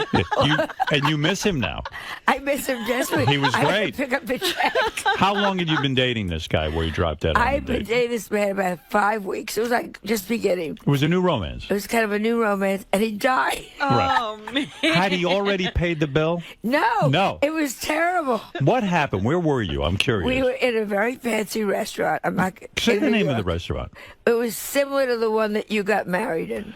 So why wouldn't you say? It certainly wasn't Well, the food they that don't killed like him. this. First of all, leclerc, which is such a fabulous restaurant. Right. They don't like you to say that older crew. You know. Right. You don't like to check your coat and see walkers. Right. So you go on a date. Yeah. You've known the guy 5 weeks. You haven't been intimate with him yet. No. I mean, at this Well, point. maybe we have. We both forgot. Right. But had you been, I mean, you were just. No, it's still like he had met me, and then 2 weeks later they ask you out. You know, that kind of Right. thing. He'd kissed you, maybe. Well, let's not go there. You don't want to kiss all guys. Is it like you have to date older guys now? Yeah. Like, how old was this guy who you were dating? Probably 74, 75. All right. Is it like, because inside you feel like a young woman? Yeah. Do you look at these guys and go, I can't believe I'm kissing a 74-year-old guy? No, because he's thinking the same thing back. Nobody's honest. He's thinking, oh my God. Look at what it's coming my eyes are going to see. Have you dated anyone who's used a walker? No, not yet. No. But they turned me on now. So this guy's 70. A walker turns you on. Maybe you can incorporate that into the sex, the walker itself.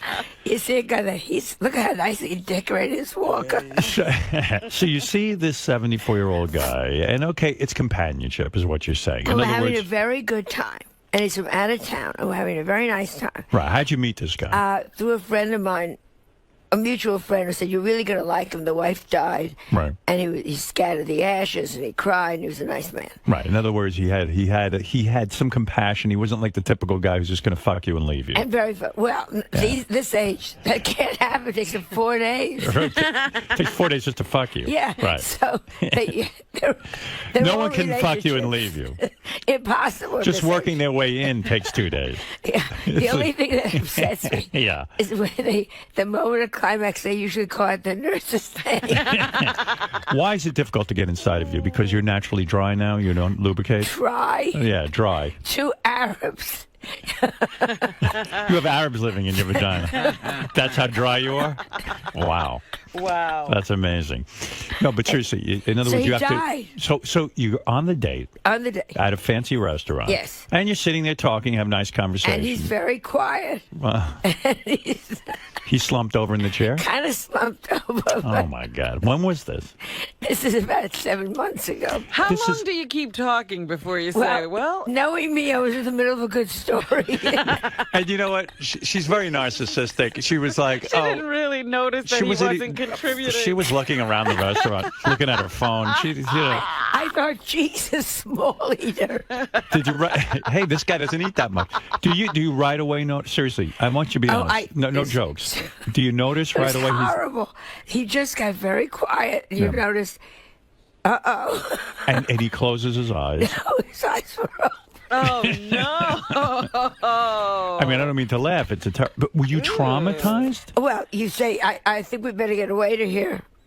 And you get the we waiter better there. get somebody very quickly. And they get the emergency room. But it was too late. And they called the paramedic. I mean, it was a whole big thing. Right. They called paramedics, and he was What gone. did they do? Throw a tablecloth over him? It's very interesting because people keep eating. Do they? Were you embarrassed? I mean, I know you shouldn't be, but I know you're worried about I'm just terribly sorry. No, I like it. Show business, my life. Show me. You say, hey, this guy's great. He's getting me attention. Maybe we could do a reality show with this guy. We go on different dates, and he'll die each week. Call Entertainment Tonight. Right. In the middle of my grief, I powder my nose. So when all the people are staring and stuff, And you then don't. paramedics took him out. They don't say he's dead. Nobody's going to say he's dead. Right. And They say he'll be fine. He'll be fine. You knew, but you knew in the back of your mind. Yeah. And I had to reach in his pocket to get the American Express card. I was going to ask you that. Like, so does the restaurant ask you to pay the bill? They didn't ask me, but What do you do? they followed us out to the ambulance. Did they? Come on, tell me the truth. Yes. At what point do you get the check? By the ambulance? But I said to them, I'll have somebody take care of this. And That wasn't good enough. so I left them his shoes. You just left the shoes at the table. His Let's pay shoes and his wristwatch. Did you cry? Were you crying? Were you No, I didn't. I felt terribly sorry. I mean, I had to call up the daughters and.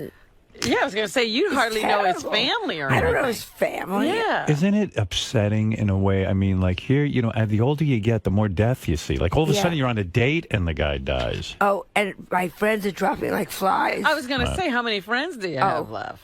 And the horrible thing, Howard. Yeah. There's so few of them. You have a chance to say goodbye and tell them how you hated them. Right. When you called his daughters to inform them, did they even know you were going out with him? I don't even know. Right. You I called just up said, and you go, hi, this is Jordan. They go, oh, cool, we're getting I'm a call so from Jordan. Yeah, excited. they were probably excited. Are you kidding? Did they say that? Yeah. What? No. Let me. Oh, it's Joe Rivers. Do you say to the daughters, do I you said know? I was with your father, and we're in the where was it? The hospital now, P&S, Physicians and Surgeons, Columbia. And we're up in Columbia, and he's very, very ill. Right. I didn't want to be the one to say. Right, to break the news. Yeah. Yeah. You said, did you ask his daughter if they know any single guys?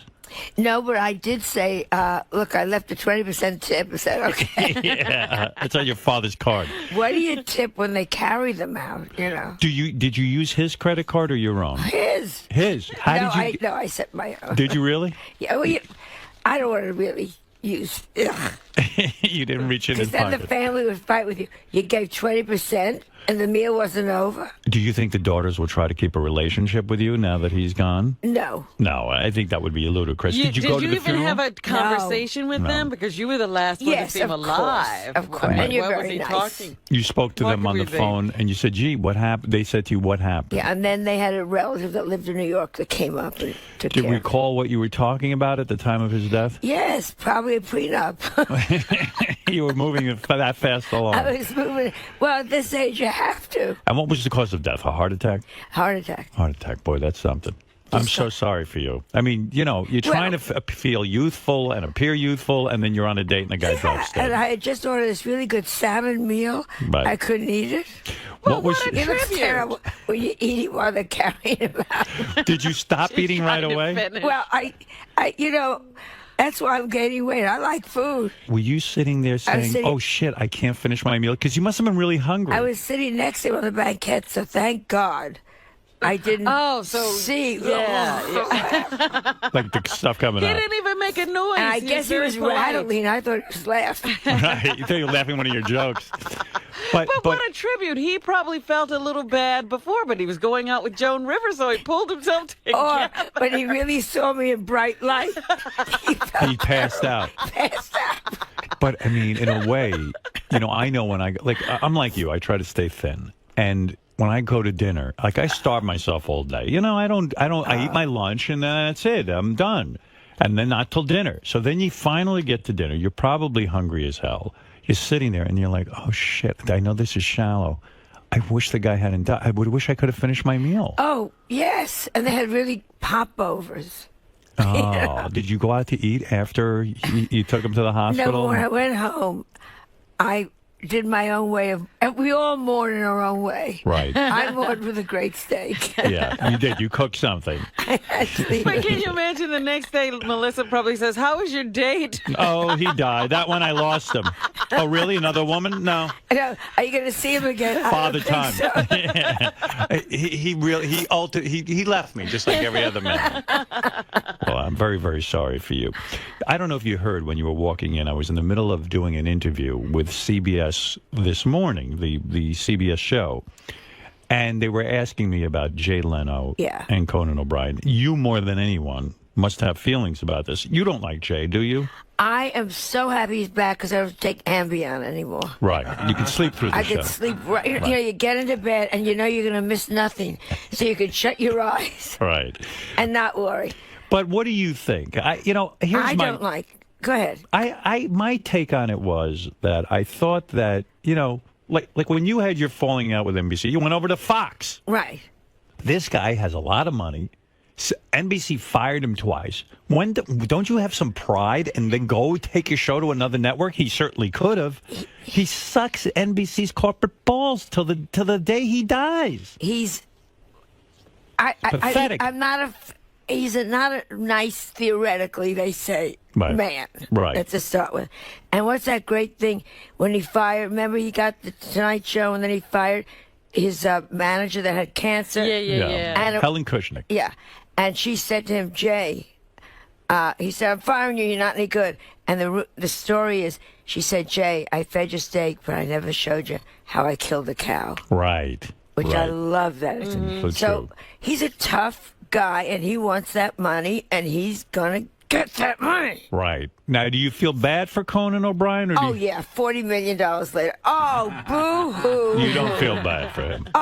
The luckiest unfunny white man in America. Do you feel he's unfunny? I don't find him funny. Maybe he's generational. Will you think that he'll go to Fox? Do you think he'll get another show? I think he's already got the Fox deal that they signed in the back of a car somewhere. No kidding. Oh, of course. No, he's sitting around doing nothing. But if he bombed and he didn't get any ratings, wouldn't that stick with him? Yeah, but they all forget he didn't get any ratings. They all forget that Leno didn't get any ratings. They're all screaming like these guys were doing great. It takes time. Darlings, Letterman's doing great. Right. Go watch, who else is on that? See, I watch movies. Jimmy Kimmel. Jimmy Kimmel, who I adore. Right. Jimmy Fallon, I think, is going to be very strong. Right. But they're all screaming like these guys were doing well. These guys suck. That's why they fight. You know, in a sense, when you had your late night show with Fox, they didn't give you enough time, did they? No, they gave me 6 months. And they said to me, I met the president afterwards. He said to me, it was never the ratings. Barry Diller hated Edgar. Edgar hated Barry Diller and Murdoch, and it was fought on that. It was a private thing. You were up probably against the guy who was the king of late night, Johnny Carson. It was going to take time for you to defeat him. But they told me, Jamie Kellner, who was the president then, said to me, we were always in the black with you. You always made money. Always made money for them. He said we were never in the red. It wasn't about that. And I knew it wasn't about that. Believe me, now when you think about what these guys get in the ratings on late night, if they had your kind of ratings, they'd be tap dancing. They would be the king of the late night. Yeah, you never think of it. Howard, who looks back? You look I do. I don't. I never look forward. I always look to the past history. You are such a liar. That's the way I operate. I can't. I'm stuck in the past. You are such a liar. All right, let me find out about what recently happened to you on this plane because I don't understand it. You were detained. Where were you? Well, that's the old plane. I just had it happen again. What is it? I was held in Costa Rica. They took me off the last plane. The next plane was 4 days later. Right. And they took me off because one woman, didn't understand that Joan Rivers, a.k.a. also known as Joan Rosenberg, is the same person. So they kept me in Costa Rica with $100 in my pocket. Good Lord. Why only $100? Because I had given all my money to Melissa. Right. Because I said, I don't need cash. I'm going home. Here, in case they're stopping in Atlanta, here, take money. Right. Boy, that Melissa's lucky, huh? Yeah. You empty out your pockets and give to Melissa. Yeah, well, you have You're a children. goddess. I have children. And when your children get on a plane ahead of you and they're going to stop and you're not, you say, here, if you stop in Atlanta and you and Cooper, do you have cash? She said, no. I said, here. So I'm stuck there. This one bitch just wasn't going to let me go. I mean, I look at you, I don't see terrorist. Terrorist? I mean, you're an older I'm woman. a Jew. Yeah. What terrorist orders a kosher meal? I mean, that would be brilliant, though, wouldn't it? I had a bagel strapped to my waist. But in all seriousness, when you want to get home and you're in some place, why even in Costa Rica? I mean, that sounds horrible. That was our vacation. It was beautiful. It was nice. But this just happened now in Toronto.